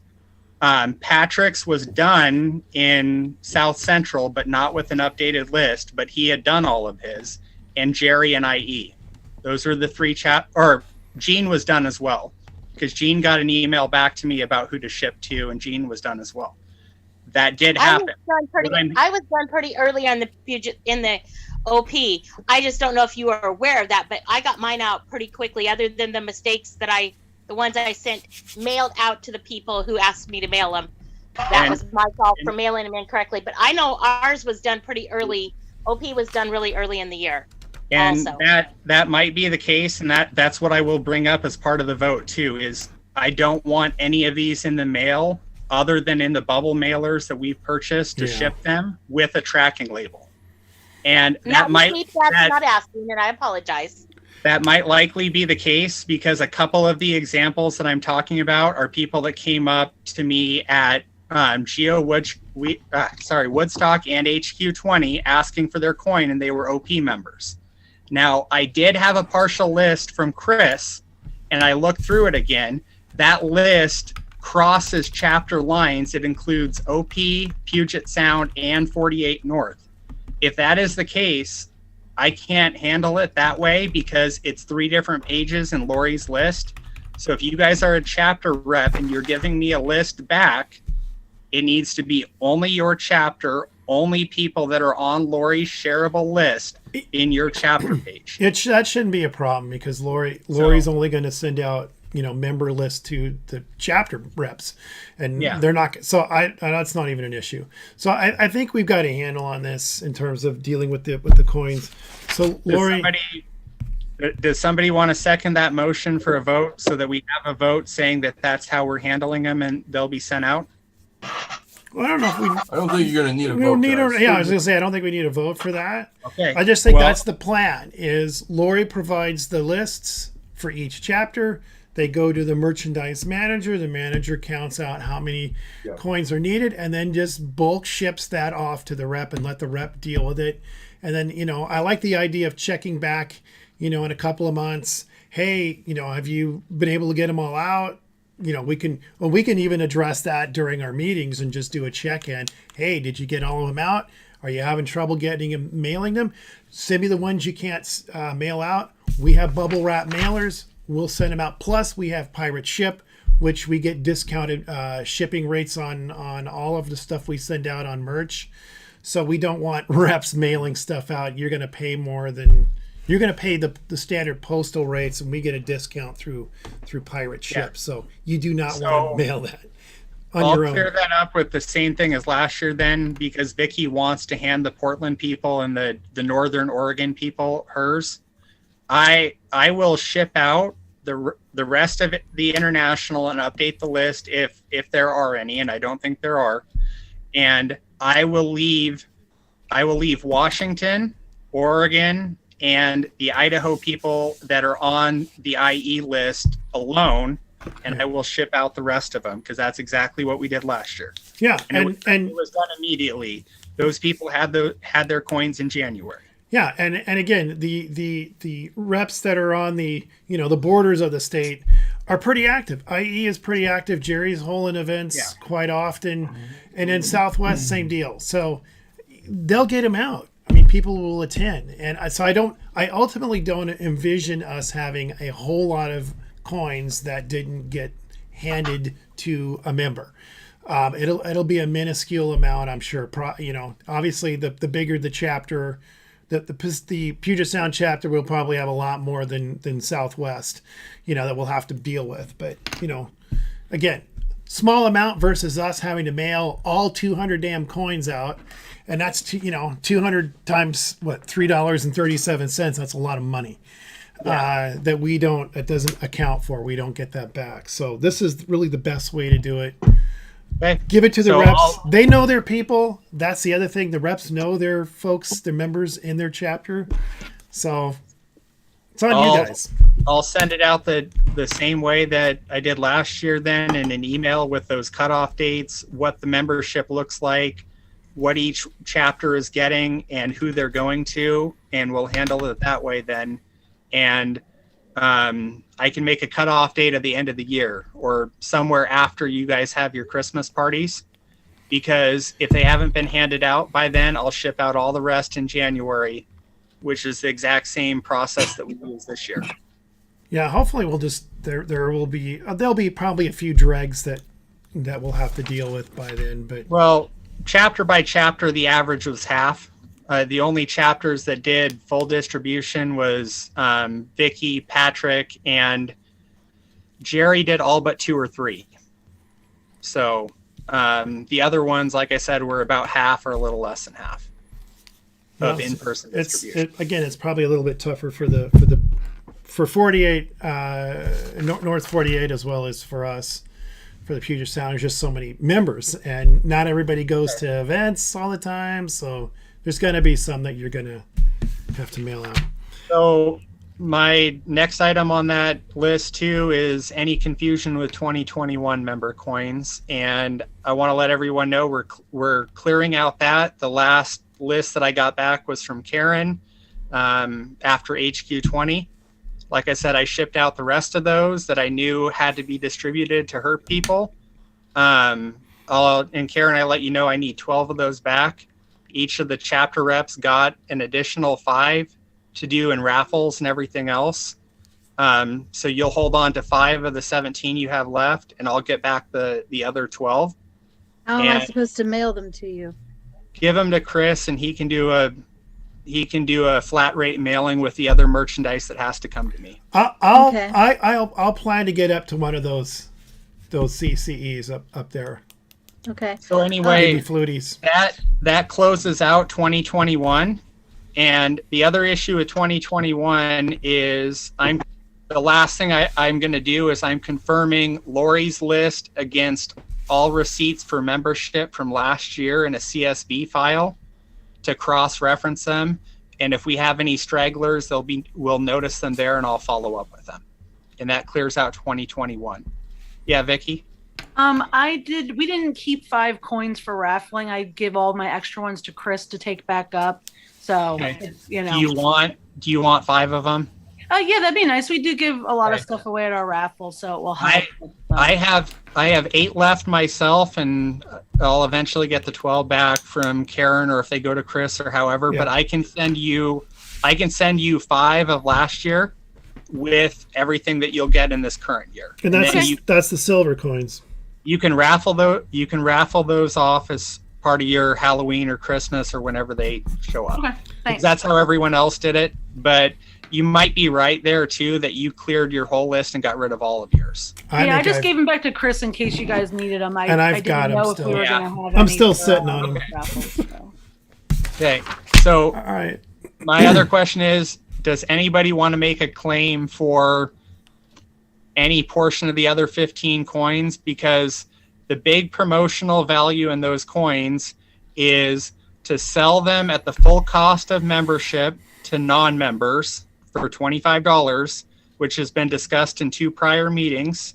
And that's how we handle things at the Tri-Cities Coin Challenge, or to offer them to anybody that renews or signs up for a new membership at the member cost of $15. And Chris, you watched that happen at the Coin Challenge, how many people bought them simply because it was a Jeep. We knew we would have surplus, and I sold probably $100 worth of them to people that either paid the full cost of membership and walked away giving us no member details, or they paid $40 and they got membership for this year, and they paid the other 15 being the coin value at the member cost for last year.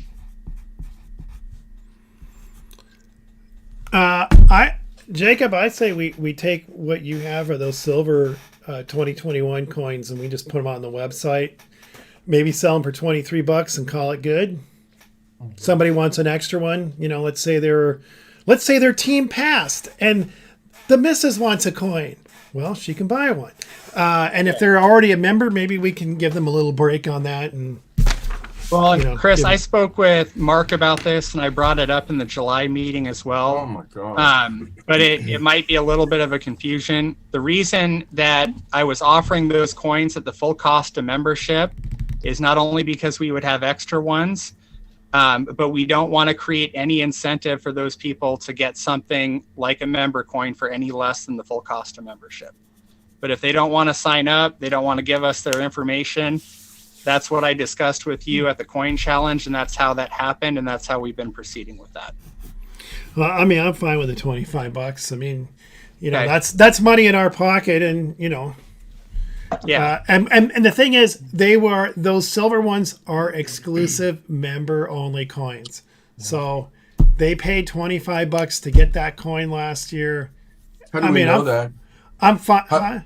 How do we actually know that? Because How do we actually know what? Yeah, how do we know they actually bought the membership? How do we know they did? Because apparently the Stripe thingies wouldn't work. So how do we know they? No, we're actually talking paid about the membership? 2021 coins last year. So, Yeah, the coin that looks like the Jeep. yeah, it's the silver version of it. The other thing that Yeah, go ahead, Jacob. Oh, or did we lose you? I don't believe it. He's Hey, Chris, I got one question. yes. Can I get a copy of who received the 2021 coins for last year? I yeah, want one Gene, too. I'll send you out your full list because all of your people have received them. I confirm that with you. Okay.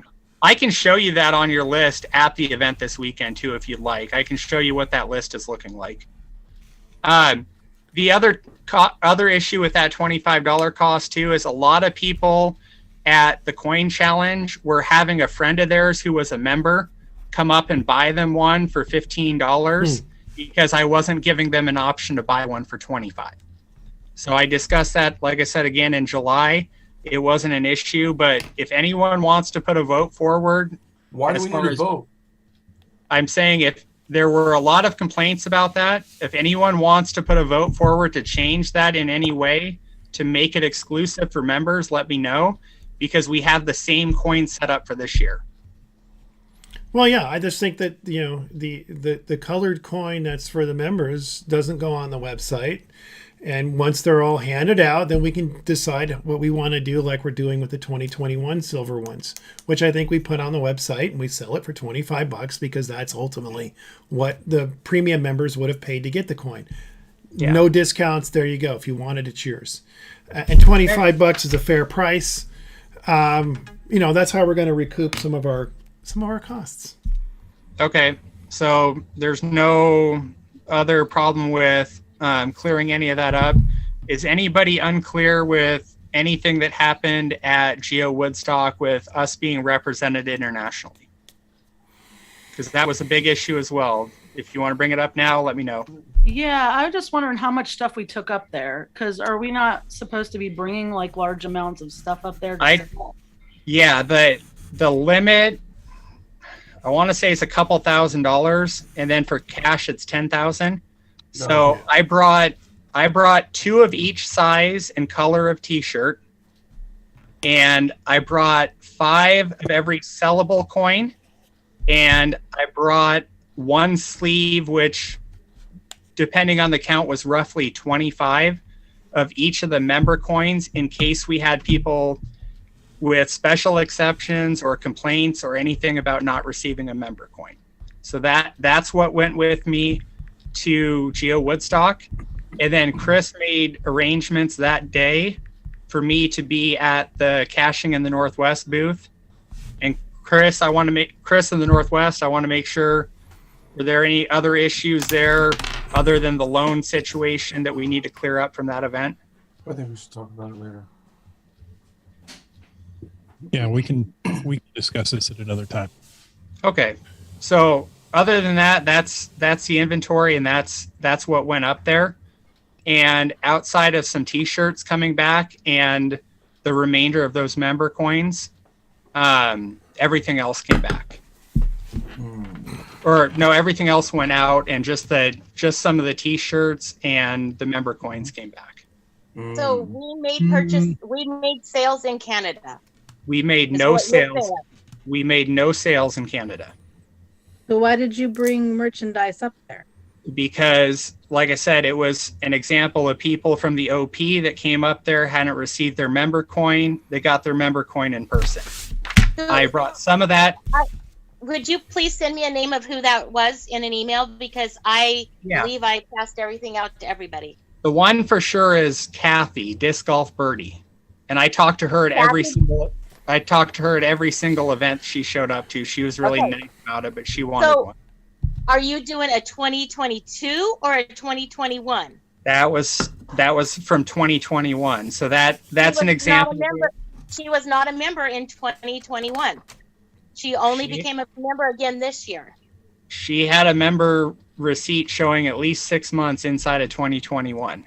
So if she had her membership lapse for part of the year, I'll look in that, but I don't think her last badge was 2019. So I had her confirm it by membership receipt. She showed me it on her phone, and I was fine with it. So Yeah, I wasn't gonna argue. Okay, we're closing out this subject and moving on, folks. It's 8. It's almost 9 o'clock, and I know a lot of you guys have got to work tomorrow. I'm not one of those people, but seriously, we need to move on. So, closing the book on merchandise, Antoine. Hopefully, you're still awake over there. Outreach, you got anything new for us? Oh man, I got a ton of good stuff. Okay, so I'm gonna do events real quick because all you guys did your events, and it's my turn. So here's what I have. Cashing Cants are doing an event. This kid's good. It's a little 16-year-old. I like that kid. He's No, I really like that kid too. I think that kid's gonna be great in the future. October 1st in North Bend, he's doing a CETO. Okay, I think that's a pretty good idea. I have an event by Duma, obviously friend of Jesse's. She's gonna be at Gasworks. So she's gonna do a regular meet and greet. Might even be at Fremont. GS Barnes, Greg Barnes is going out and he's kind of reaching down south. He's going to be in Sumner. They're going to be on that, whatever the railroad trail is. That's going to be, that's in Sumner, and that's just going to be a meet up. They're probably going to do about 20 miles. And that's on the 9th.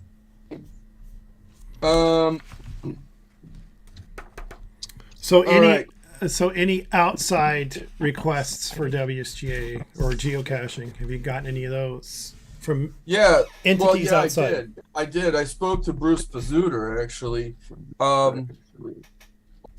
His event, they moved back from Florida. Gene, when they moved back from Florida, 2014 or something like that, to Waterville? Yep, you're muted, Gene. Are you there, Gene? He's muted, but he's there. He is. There he is. So correct me if I'm wrong, Gene. In 2015, Bruce Pizzuter opened up his coffee house, and they've been doing an event like this, whether it's this weekend or any other event, every year, and they're always solid, and they've always been supporters of geocaching all around.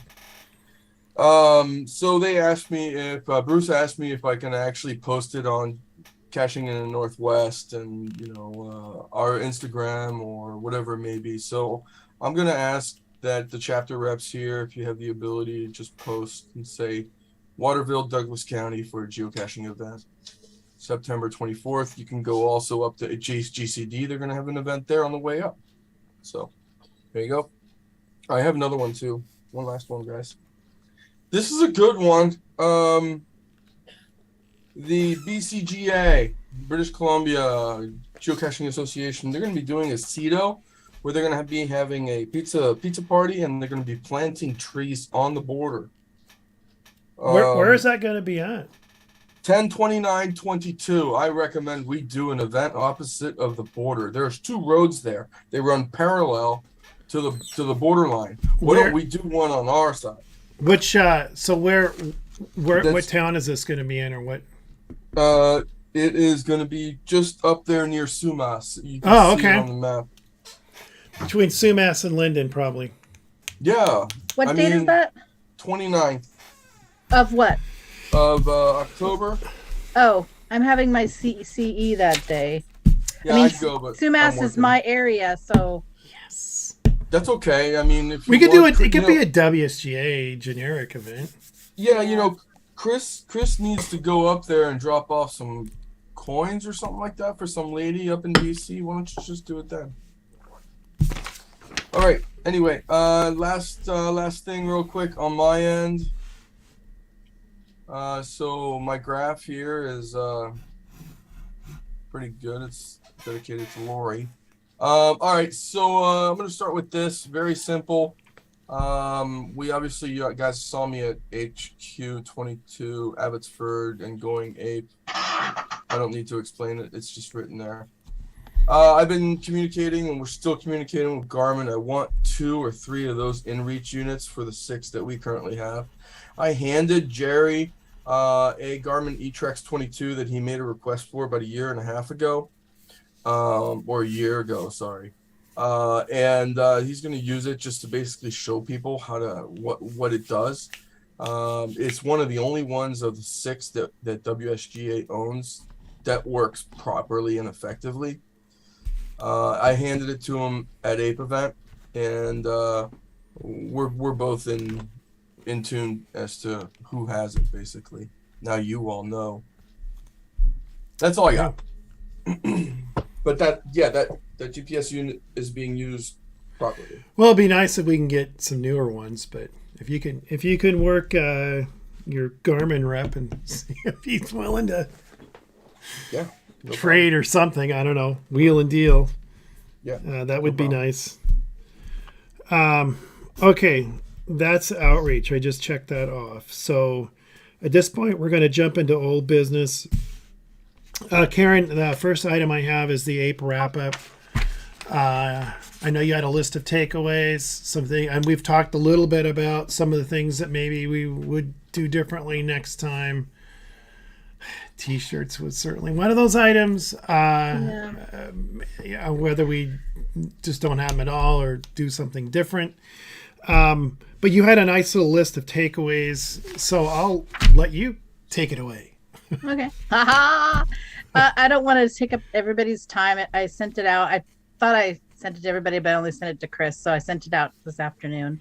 But to everyone, basically, obviously, didn't make a status. At the time that I sent out my update on Sunday, we had 225, I think, logs.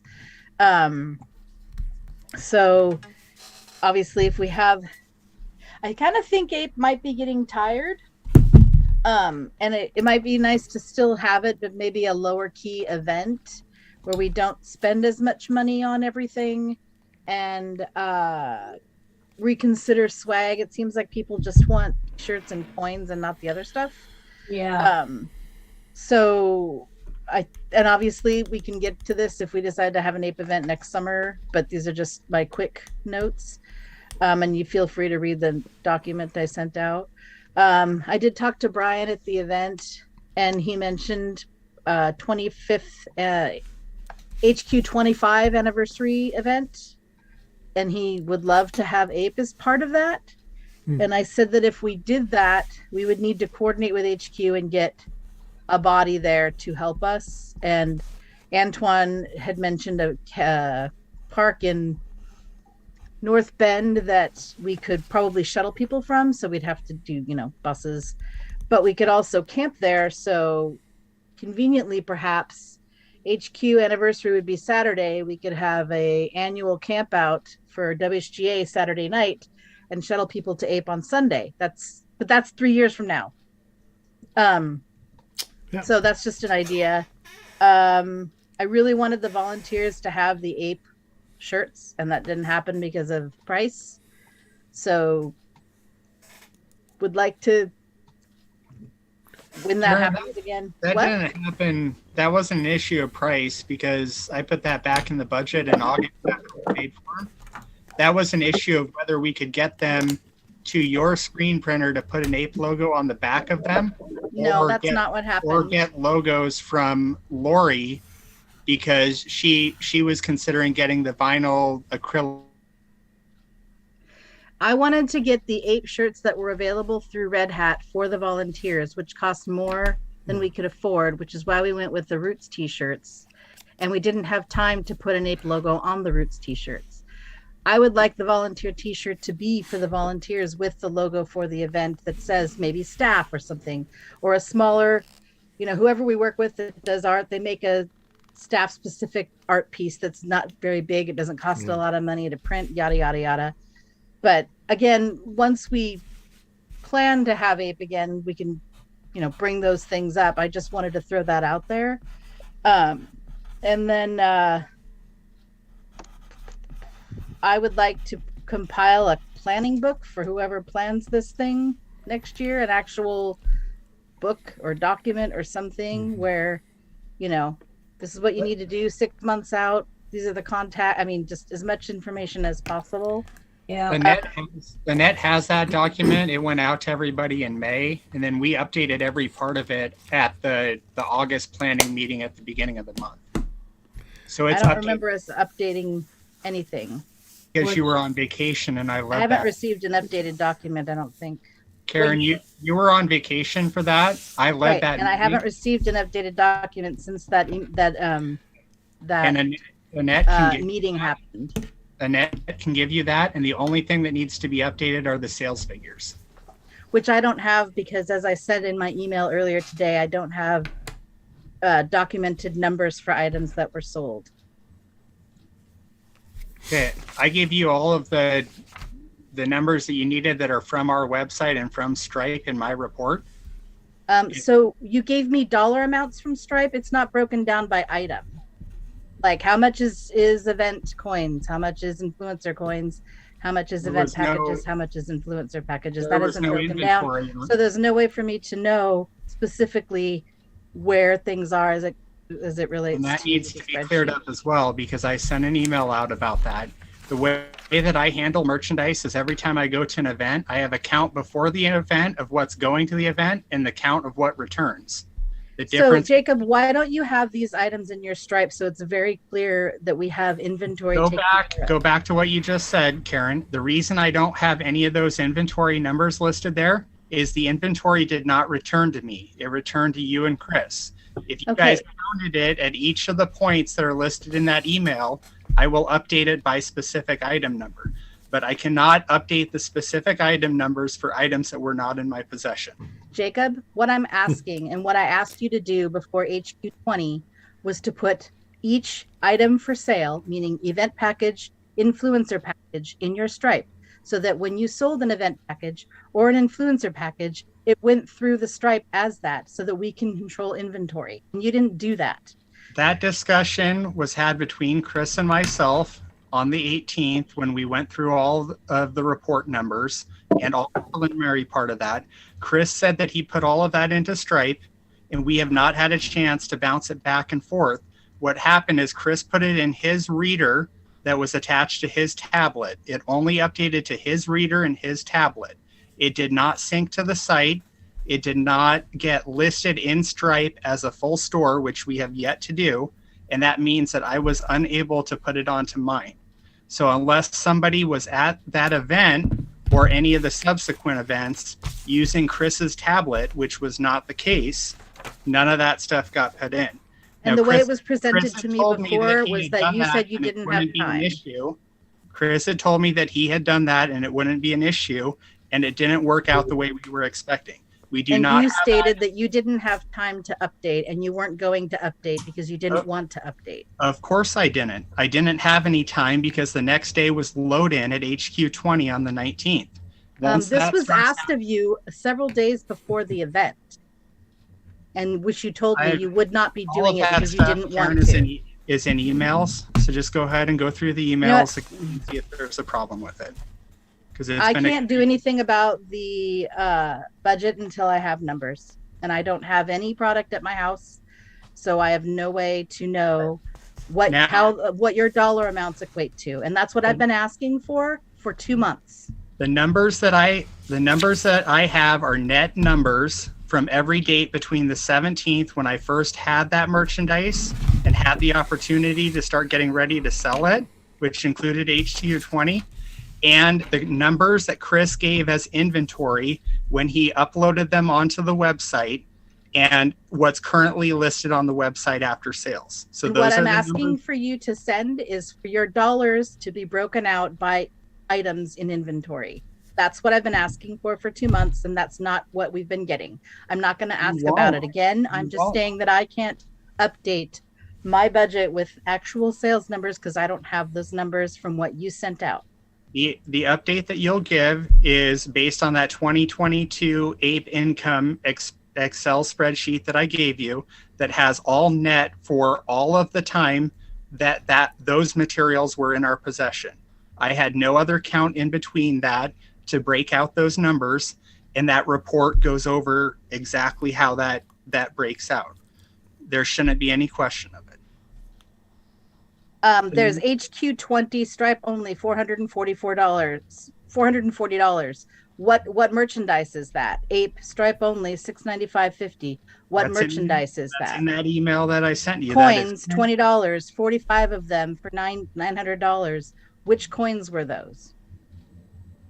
Do you want me to go over what was sold at HQ20? Because I can tell you the exact numbers.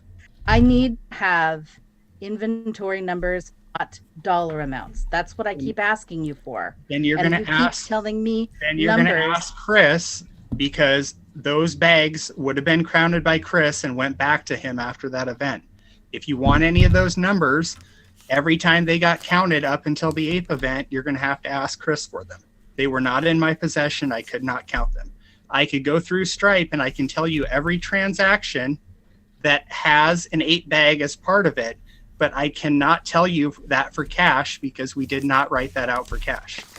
If we want to do that going forward, I have a way to inventory that in writing by hand if you would like to do that, but that did not happen. And I This can't. is the last thing I'm going to say about this. This was asked of you 2 months ago to keep track of inventory, not selling them by coin dollar amounts, so that we can keep track of each item Why we would have in you inventory. ask- And you didn't Why would do you it. ask 2 months ago when that Jacob, merchandise? please don't interrupt me and let me finish what I'm saying. We need to keep track of inventory by item, not by dollar amount. That was explained a couple of months ago, and it hasn't been done. You are in charge of merchandise, and you don't know how much merchandise we still have. That is a problem. That's all I'm going to say. I'm done talking about it. Moving on, everyone can read the APE report. I hit the highlights, and that's all I got. Okay. The part about 2 months there is that merchandise was not accountable in my hands or in anybody else's hands until the 17th of August. We had no reason to do an inventory until that date. And it happened on the 18th, and I was in person with Chris to do that at his house on the 18th. And that's why I gave you the numbers that are correct. They're what are out of the website and out of Stripe, because they are in direct conflict with everything you continue to email me. So that's why there's a report to show all of that.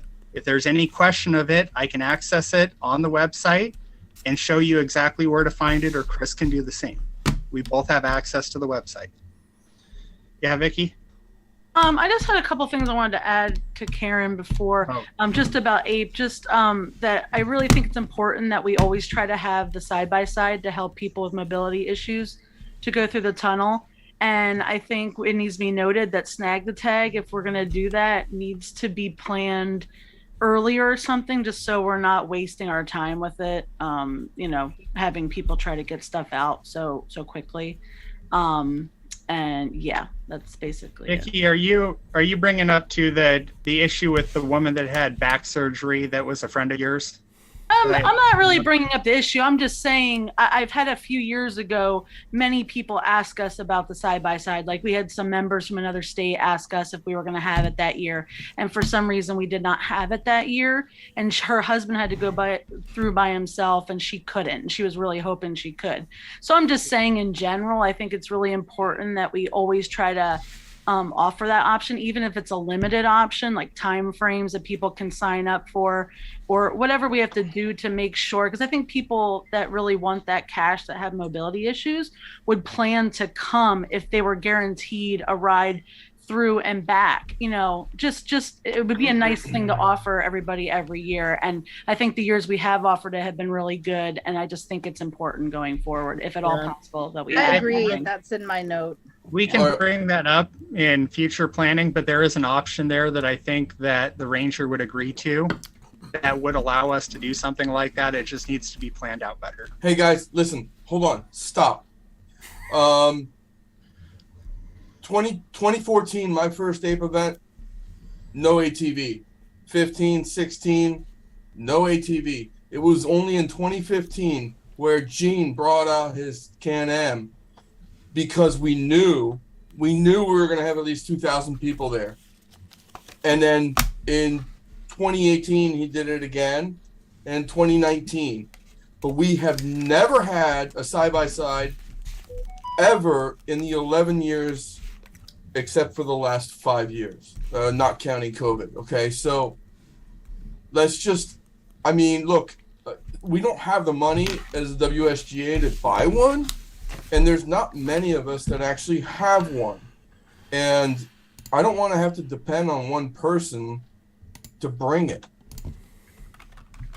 All I'm I saying do is if have we an can at all alternative. possible to have that available, that would be great. That's all I'm saying. If we make an effort to try, and geocachers are only getting older; they're not getting younger. So, I agree with you, and I actually have a contact that I can get a golf cart type thing, a cedar, which it was.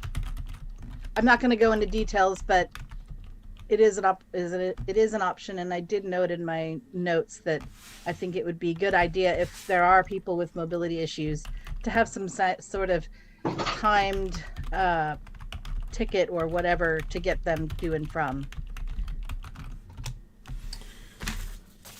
Okay, one thing I'm going to add, and we're going to save this for our last meeting of the year, which is in November.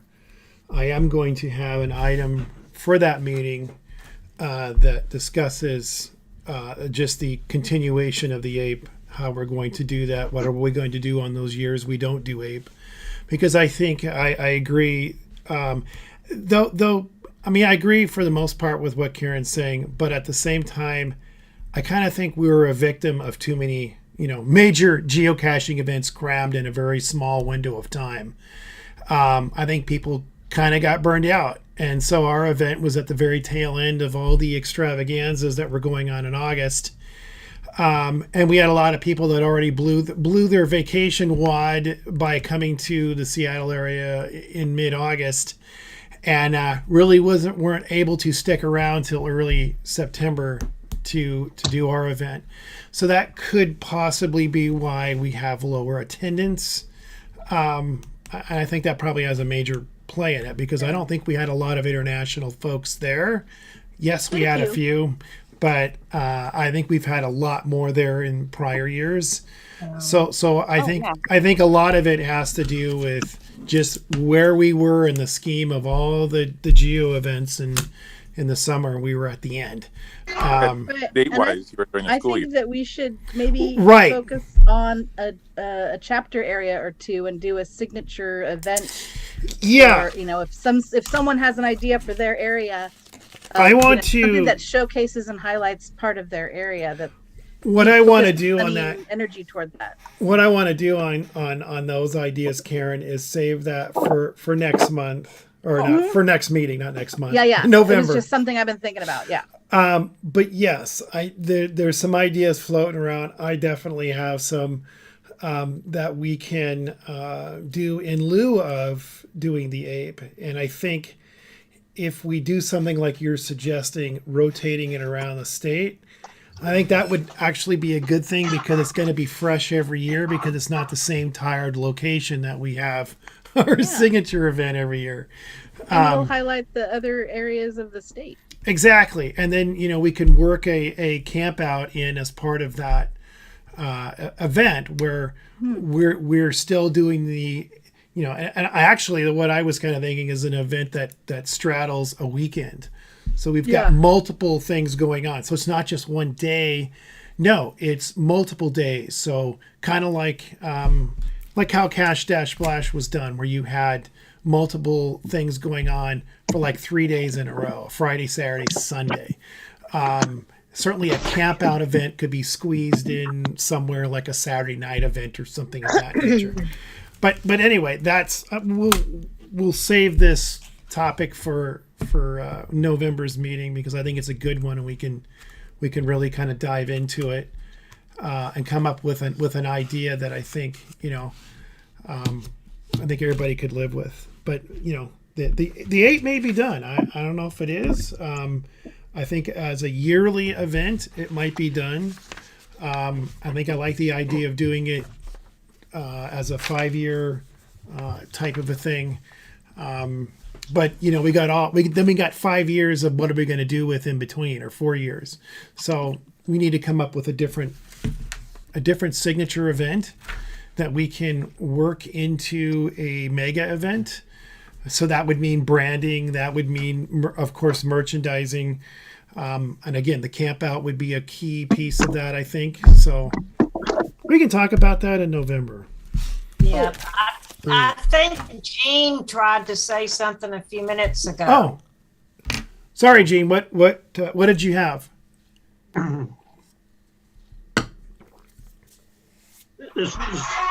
Forget it. It's irrelevant right now. Okay. All right. Well, I'm going to go ahead and check the ape wrap up. I think we. Lori, you're sideways.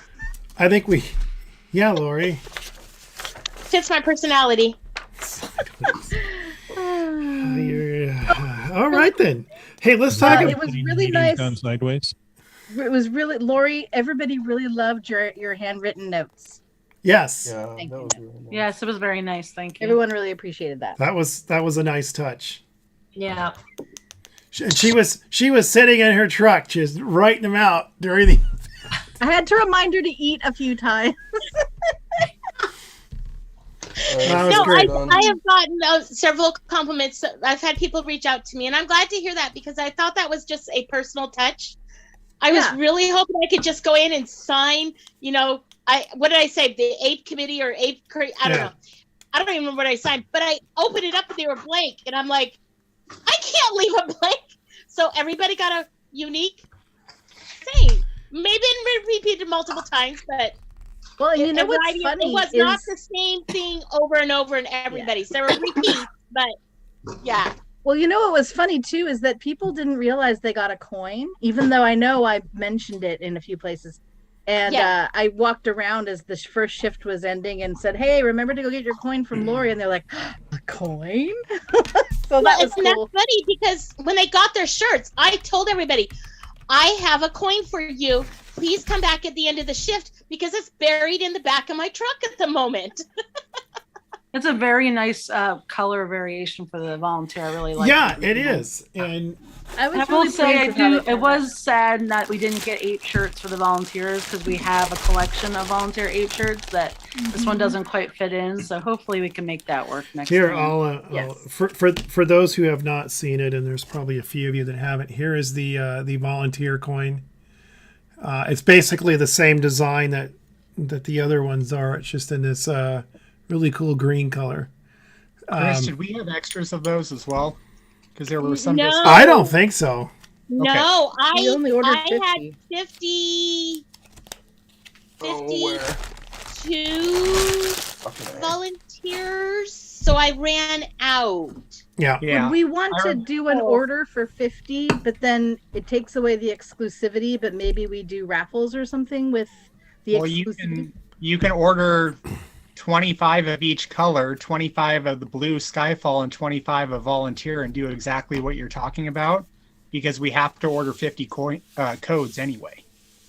Yeah, that's why I mentioned 50, because we have to do a minimum of 50 codes. Yeah, but it would be cool to definitely get the volunteers who didn't get coins, but well, I mean, we could maybe reach out to Janae and say, hey, you can do 20. You can do 25 of each. She won't have any issue doing that. The only holdup is on doing 50 codes.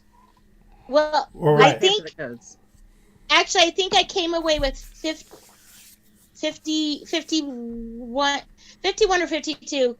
I just was like 1 or 2 over. And I gave up my coins so that someone could have it. So yeah, I don't have one as well, but that was what was decided with those emails, is that you decided you wanted to give yours up, so I gave yours up to someone. The board members would go last. Basically the same thing was with t-shirts. The board members would go last in case we had too many volunteers. So okay, well, I can check in with Janae and see if she could split that order for us since it's already put in, and do half Skyfall and half volunteer, if that's even still, if it's not too late on that. I can check on that for us, and if so, then Lori, when they come in, you know who all the volunteers are. I'll look at my list again, but I think Jacob and I were the only ones that may have came away, or Jacob may have been the only one that gave it up. I'll have to go look. Lori, it was 1 or 2 of us that didn't get coins. So Lori, I wanted to and know. I know Jacob said he would give up his, so I'll have to look at my list. I'm fine with that too, but do we have extra t-shirts? I have a couple left over. They're Okay. buried in a box in the back of my truck or my car, Can you get- and I need to pull those out. Could you get them to Chris at some point? Because we might have like a CETO and Parks representation promotion over here in Spokane. And if we want to wear those during like a photo or something that gets approved at a later date, I could handle those if we have no other use for them. I would say, Jacob, I have like a 5X and like a medium and a medium or something. I only have like I know I have a 5X and I have one or two of a medium and maybe one large. I mean, I didn't have a lot left. And they're going to be the oddball size ones too. Yeah, they're definitely oddball sizes. Yeah. Well, we ordered one extra of every size that got placed on the order just in case. But we also had a different number of volunteers show up and get added to the list. That's why it's not a priority, but there's obviously a future promotion that could happen with those shirts if we line them up with the correct people. Yeah, I'll pull those out and let you guys know what I have left. Okay. Okay. Let's get down to the tour, the Geo tour here. So new business or old business? We're still under old business, but it's the last item in the old business. So the Geo tour goes. I know a couple are wrapped up. And that would be Southwest. So no, they're done. So Karen, I've got your list. Are they all placed? Do you know? And so they're all placed, but one of my people had an issue. Their camo went missing and a couple people signed it, so they want to move it. Oh, no way. Yeah. So I asked her I said, sure, go ahead and move it. And I said, we're still wanting to go live by 10/1. It's I can give you the specifics later. Oh, that's all right. I just want to make sure it's placed, but it's going to be moved. Okay. All right. So, and I just said, just let them know what happened and, move it. And we're still going to go live 10/1. So they plan on having it all ready to go, but go by then. Okay, cool. But everybody else has been placed and submitted to Ice and Wind. Okay, fantastic. I just wanted to double check on that. Shout out to Vicky for helping me with all the imagery that we have to upload. It's been a bit of a challenge. Did you get that other one I sent you? Yes, the bigger thank you. one that you needed? Okay. I shot all that stuff up, and I told you that I wasn't real thrilled with the Geo Tour Hub website. He was a little persnickety, and I kind of let Jeff know that. But basically, I think I've got all the images are done. Chris of the Northwest, I know you're here somewhere. There you are. Did you get the last group pumped up there for me for I have not yet. South Central? So I think that's it for the photos. We just need South Centrals and then we're done with the fit pictures. So all the souvenirs have been uploaded. The portrait thing has been uploaded. So really, yes. Because we're getting $4,000 from Port of Seattle to help pay for this Geo tour, we need to make sure that their logo goes on printed materials such as the passport, and we need to put their logo on our website. Okay. Well, good thing. It's a good thing it's not live yet. Yeah. So, do you think we're gonna have it ready for the first? I'm still hopeful. And we got to see where everybody else is at. So, all right, 'cause it's been gonna be like 2 months of sitting cash. I tell you, yeah. So I don't know where the OP is yet. The Pure Sound chapter is pretty dang close to being done. Yeah. I got OP state. Is OP? So what is OP So done? OP is not done, but OP is really close. The only 2 people left. You're all gonna laugh at this one. Myself for one more, but I have a place, I have a location, I have permission. I just need to finish getting the information on a sheet to give to Josh. The other person that I haven't heard from is your guru. Wow. Well, and he's in Arizona right now, so you know Oh, is what? he in Arizona? Yeah, he's at some conference down there. So Okay, I'll reach out to Jeff. I haven't reached out to him, but I'll find out where he. okay, so Lori, what you muted yourself for one thing. Got too excited. It's Jeff and I that are left, and like I said, my last one is ready to go. It's I don't know. It's sitting here somewhere.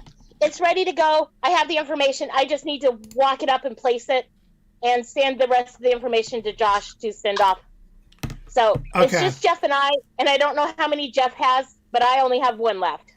Okay, so what I'll need from you, Lori, is that spreadsheet with the GC code and the cache name. So if you could shoot that over to me, because I have to upload all those. Well, I'll ask Josh for it. Okay. Chris, I wanted to know, it sounds like we're finalized on the IE pictures. We had a bunch of last minute submissions, but I won't worry about it if you The IE is good to go. Okay. So, yeah, We'll I just think put they're them pretty on the much. chapter page or something else. There were a lot of people that had a lot of different photos that came in after that. Yeah, they're actually. You guys are the IE is set. Yeah. What I was gonna show everybody here, because if you go on our website and click on the GeoTour, you're going to get the standard. This site is under is under construction. So I'll share the screen here real quick so you can kind of see. Let me share the correct screen. That would always be good. So here it is over here. You can see I've got 3 of the passports uploaded because they're done. Except now I'm going to have to go back and update and put the Port of Seattle's logo on there, because I can tell you it won't have those on there. But it's got the coins on here so people can see what they look like. So this is the backstage of our website, so you can see what this will be. So when this gets all done, all 7 are going to be here, and these are all links. If I actually do what I should do is do a preview so you can actually see it, see what it'll look like live versus the backstage, because so this is what it actually will look like when I make it go live, and you can see each one of these are linkables. So if you click on that, it'll bring up a PDF of the Inland Empire's passport, and the same with the others here. So you'll be able to download or print those right off of our website. And I also have to provide this address up here to HQ, because they want to see where our passports are going to be hanging out. So I have to do that. So I'm obvious. You can see I've got 3 of 7 done, and that's why I need that information, Lori, so I can do that and get that uploaded. My goal is to get it to you this weekend, or at least as much of it to you this weekend. Okay, perfect. Did I hear Gene? Yeah. Hey, I placed 5 of those caches that Jacob had dropped off to me. Now, I just learned tonight that these other caches, some are placed down in Connell and Ocello area. How many were we supposed to be having per chapter placed out there? I thought it was 20. It is 20. There's 20. And I have no knowledge or information of what's been actually placed, because with my back injury in June, this was a strictly a backseat item for me to be dealing with. But I was under the impression that Cascade was completed, because I sent you the stuff. Yeah, I've got the info on the stuff you have. The question is the other bunches of them, and and Antoine did send me some info on that. It was missing some crucial info that I need, like the GC numbers for all of those. You didn't have. Yeah, Chris. That's because they were not submitted. That's why. Yeah.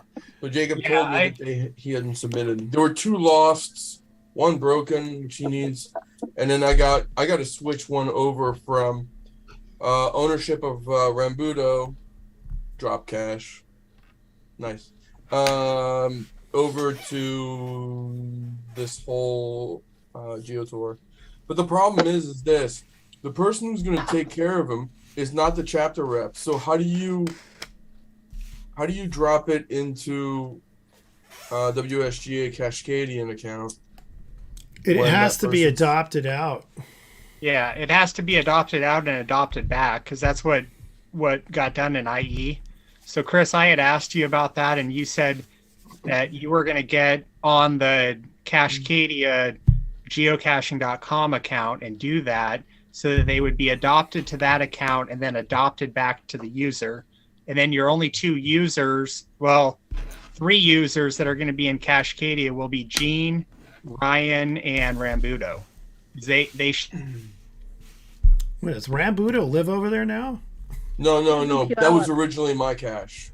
It was yeah, it was originally my cache because I'm we like, needed he's we in needed a Karen's. cache for cities and states or cities and towns. So that was originally my drop. Oh, okay. Because I'm Way back like, in the day. I mean, if he wants to be the owner of one over there, I don't know. It doesn't matter to me. He just got to maintain it.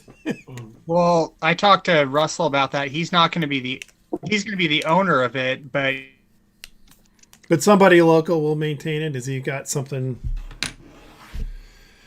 an arrangement with somebody? He must. All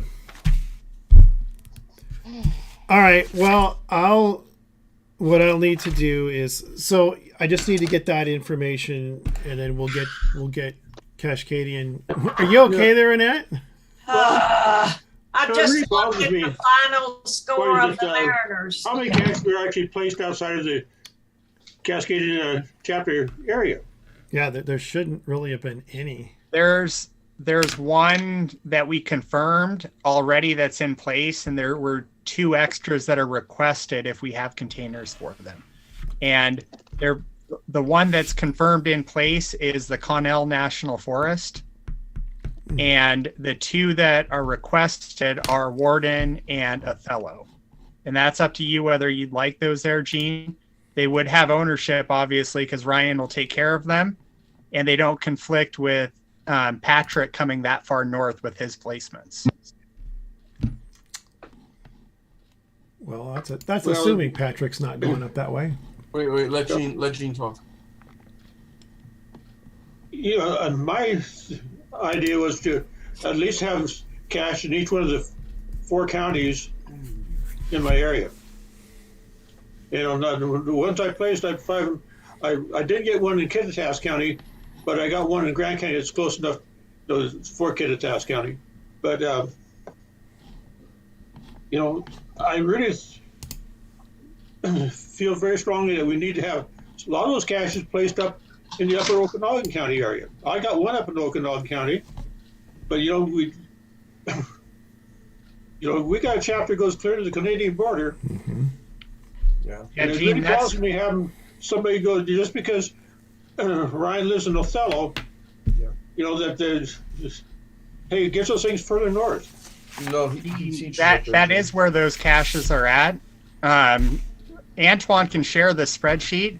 Ryan placed all of his caches within a mile of the code word that Chris gave him, or even though that's not the intent. So there will be Omak, Okanagan, Mount Bonaparte. I think Omak Lake is on there, and several other ones that are way north. Bridgeport now.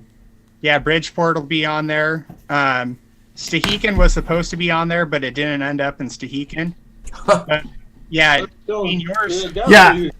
I hope it doesn't go in Stehekin. It's not. Well, you know, that was another thing that, you know, when Jacob dropped those caches off that night, I was on a important phone call and I couldn't even talk to him.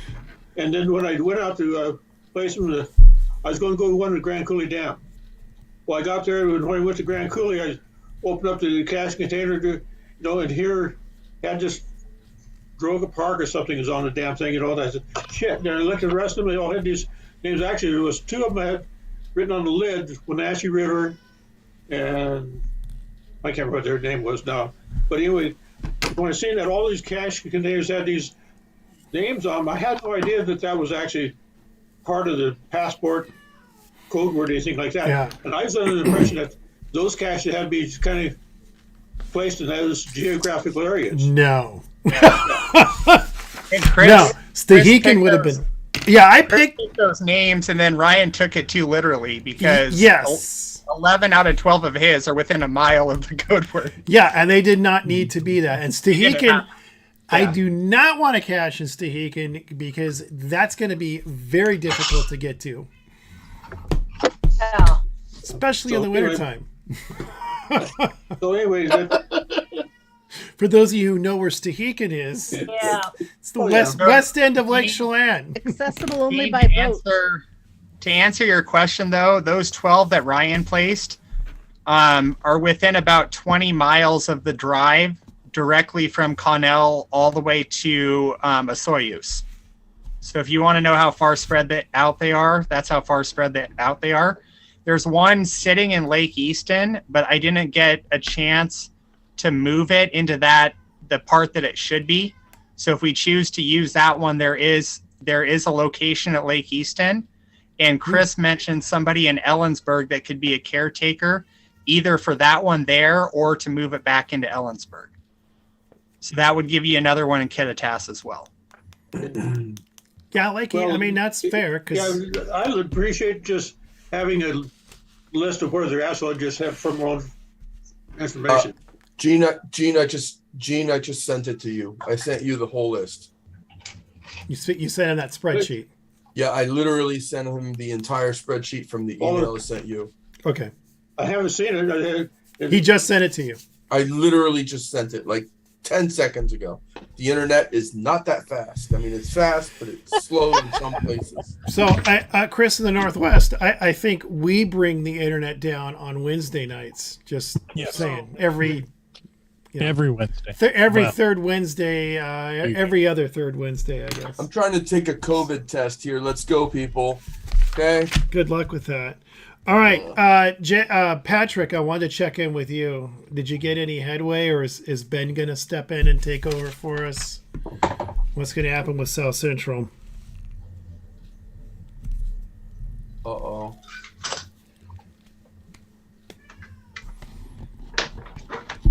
Do we have Patrick? As he's connecting. Oh, it does say he's connecting. You're right. I see that now. Because I think we got IE squared away, so I'm not worried about Jerry. Chris, my only question on IE is those have all been adopted out to the maintaining owners. Okay. Do we have to resubmit those for publish? No. Or they're already in the queue? If they've been submitted to Ice and Win, that he would have locked it down. Okay. In fact, I'm waiting for him to lock mine down. He gave me approval on all mine, so that should clear everything up and they're ready to go. Yeah, then. I don't think I need anything from Southwest or the Inland Empire. And it sounds like 48 North is pretty squared away as well. So yeah. So we're sitting good. It's just we just got a couple. OP is one and then the other two. And I still think we can do it. It's gonna be a lot. So Annette, get yours hidden, please. Chris, get yours hidden, please. I've got plans to get that done hopefully by Monday. And then I need to get you that logo so you can get it. Please send that to everything. me. I can take those off the website and then include their logo and then put them back up. Yeah. So that's no big deal because it's not live yet. So I'm not too Okay. worried on that. Yeah, I've had to move mine 3 times now. Yeah. So I've been up near the pass the last 3 days in a row, and I'm tired of driving up there. So anyway, hopefully it's in a good spot and not in a state park where it was last time. And I didn't even realize it was in a state park. Yeah, knew? on mine, I'm going to message Ice and Win and tell him where my final is going to be. And I need him to confirm that I'm far enough away from another final. So All right, so you're doing a multi or a puzzle, it sounds like. I'm doing a multi and I'm going to be kind of mean. You mean? I only have 20 of these inside here that they have Lori. to find for their logs. you're That's more gonna honorary get than me. you're gonna get hate mail on that. Oh, Cash. and then they have to do a multi to get to this. You're a glutton for punishment. That Well, like and a I'm double gonna put multi? nice, lovely things inside the other ones, so that they're not disappointed. Is your container blue? Purple. It's purple. I didn't like the white. The white was going to stand out, and so I painted up blue, light blue, and I didn't like light blue, so I painted up purple. You can camo it however you want. Hey, Chris, that reminds me too with the containers like that. Yes. I got some labels from you, and Ryan had one fall out of the back of his truck when he was going to hide it, and it broke or he lost it. He's got some gelato containers that are plastic that are almost identical. Yeah, Do you have that's any fine. problem? Just spray paint and label? Because I just mailed him labels so that he would have backups. No, too. that's fine. That's fine. Time is of the essence here, so yeah, that's fine. If it's similar, I'm not too concerned about it. And people are going to camo them up anyway. Mine's camoed, so and I'm sure everybody else is doing. I know. Annette's going to have hers pretty interestingly camoed, so not an issue there. Okay. Did we lose? I think we lost Patrick. Oh well, okay. I'll follow him later. All right. Well, I'm ready to move off of the Geo Tour. We're in better shape than I thought we were. The anniversary, new business now, by the way. Thank you. Anniversary event. So, as you guys know, our anniversary, I think, had just actually happened. Our 20th, our physical 20th anniversary happened already. So one thing we sort of kind of forgot about was we should have an event to celebrate that. So I've asked Jerry and Chris to look at doing something in their chapters, some sort of an event to honor this occasion. I also asked if those two guys, well, Chris in Northwest doesn't have to worry about this because I'm going to take care of it. But I asked Jerry if he could connect with one of the original members who happens to live over in that general area to see if he would be able to attend the event and maybe have a little conversation about the beginning of the organization. I will be reaching out to Brian Roth to see if he would be willing to do that for the PS chapter. And hopefully he will, since he was a original founding member, as is the person I'm thinking of over in Priest Lake area. So these two guys are, as you both heard when we did the chapter rep check-in, Chris has his event that he's working on in Seattle, and it sounds like Jerry's already got his lined up and ready to go for October 1st. So anyway, we are going to celebrate our anniversary. It's just going to be a little later than the date, but which is fine. We're still doing the Geo Tour, and that's a big celebration that we're giving back to our members as well. So I just wanted to point that out that, we did a 10th anniversary. I'm sure some of you were there for that.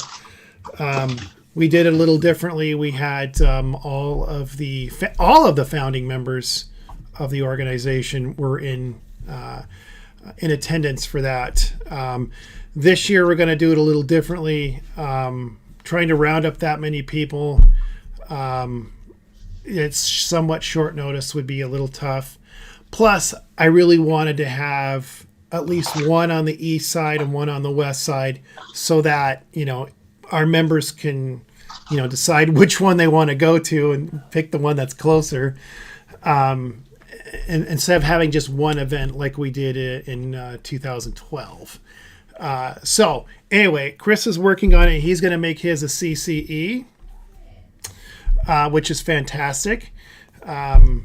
So look for that. And you said it was the 15th. Is that the date you've got planned for yours? That is correct, Senator. All right, October 15th. So mark your calendars. And I will need to hit up Mr. Roth and see if he would be willing to be a guest speaker. Hey, Chris, I wanted to make sure we have the red executive coins for 2022 that are the 20th anniversary ones. I have those in my possession. The person that you're speaking about on the east side of the state, I don't think he's received one yet. Ryan Roth has, but do you mind if I get one to Jerry to present to that person at his event? I think that makes perfect sense. And do you have a list of other people you want those mailed out to as well? Because all the lackeys have been covered, including Brian. I have. Oh, did Jeff? Did he get taken care of? Gear Guru? Yeah. Yeah, he received one. Okay. No, I think I've got all the ones for the reps. So when I see you guys, in person, like Annette, I could have given you yours the other day, and I You didn't. could have given me mine. I could have given you yours, but I figure there's more events to be had. So Karen, I will definitely bring yours. I'm assuming you're going to be at Flutie's event. I'm going to try to make that. Yeah, I'm gonna be there. So I will look for you, Gene. If I have to mail it out to you, I'll do so. Who knows? Chris, maybe. I can take one to Gene this weekend. Perfect. That solves Yes. that one. I will see Chris the Northwest soon enough, I'm sure, and Seabeck Tribe. So Seth, first WSGA president. Seth. Yeah, I'll get you his address. All right. And then, maybe Vicky, we'll see each other. If I gotta make another trip down to Vancouver, it's not. That's cool. You should come at Halloween. It's gonna be fun. That sounds like you guys. And at the Wear a fort. costume. There's contests. Wear a costume. Is that a Saturday or a Sunday? I can't remember. It's the 31st at the fort for Vancouver. The 31st is actually that's a Monday. Yeah. Oh, I'm not coming. Although you'd love to see Theo and the avocados. Yeah. It would be really nice. So anyway, we'll get these out to you guys. And they're in the garage. I don't have them in front of me, so I can't show them to you. But anyway, we'll get those out. All right, so I'm gonna go ahead and check that off. So just be on the lookout for those two events in your neck of the woods, and if you can make it, that'd be fantastic. Okay, so let's check in with Mr. T's. Hello, Jim. Are you with us, Jim? It's member comment time on YouTube, so I don't know if there's any. So, Chris, there are no comments. Doesn't look like it. Chris, we missed a part of new business. What's that? We talked about the anniversary event. That was all that was on there. Okay, the part that I sent out, though, because I got a request from you by email for my resignation. Okay. I sent out to the rest of the group that would be in attendance that I would call for that vote. Okay. If you'd like to do that during new business, I can do so. Hold on just a second, because I want to have that a little bit afterwards here. I'm going to place that down before we adjourn, because this item will be outside of the live stream. So I want to do get the live streaming piece of this done, and then we can get into that other thing. So if there's no comments, last item is our next meeting is on November 16th at 7:00, and we will talk about what we're going to do with the ape for those years we're not going to do it, among other things. So I just want to put that out there. Now at this point, I'm going to go ahead and we're going to go ahead and end the live stream. So Jim, if you're listening, let me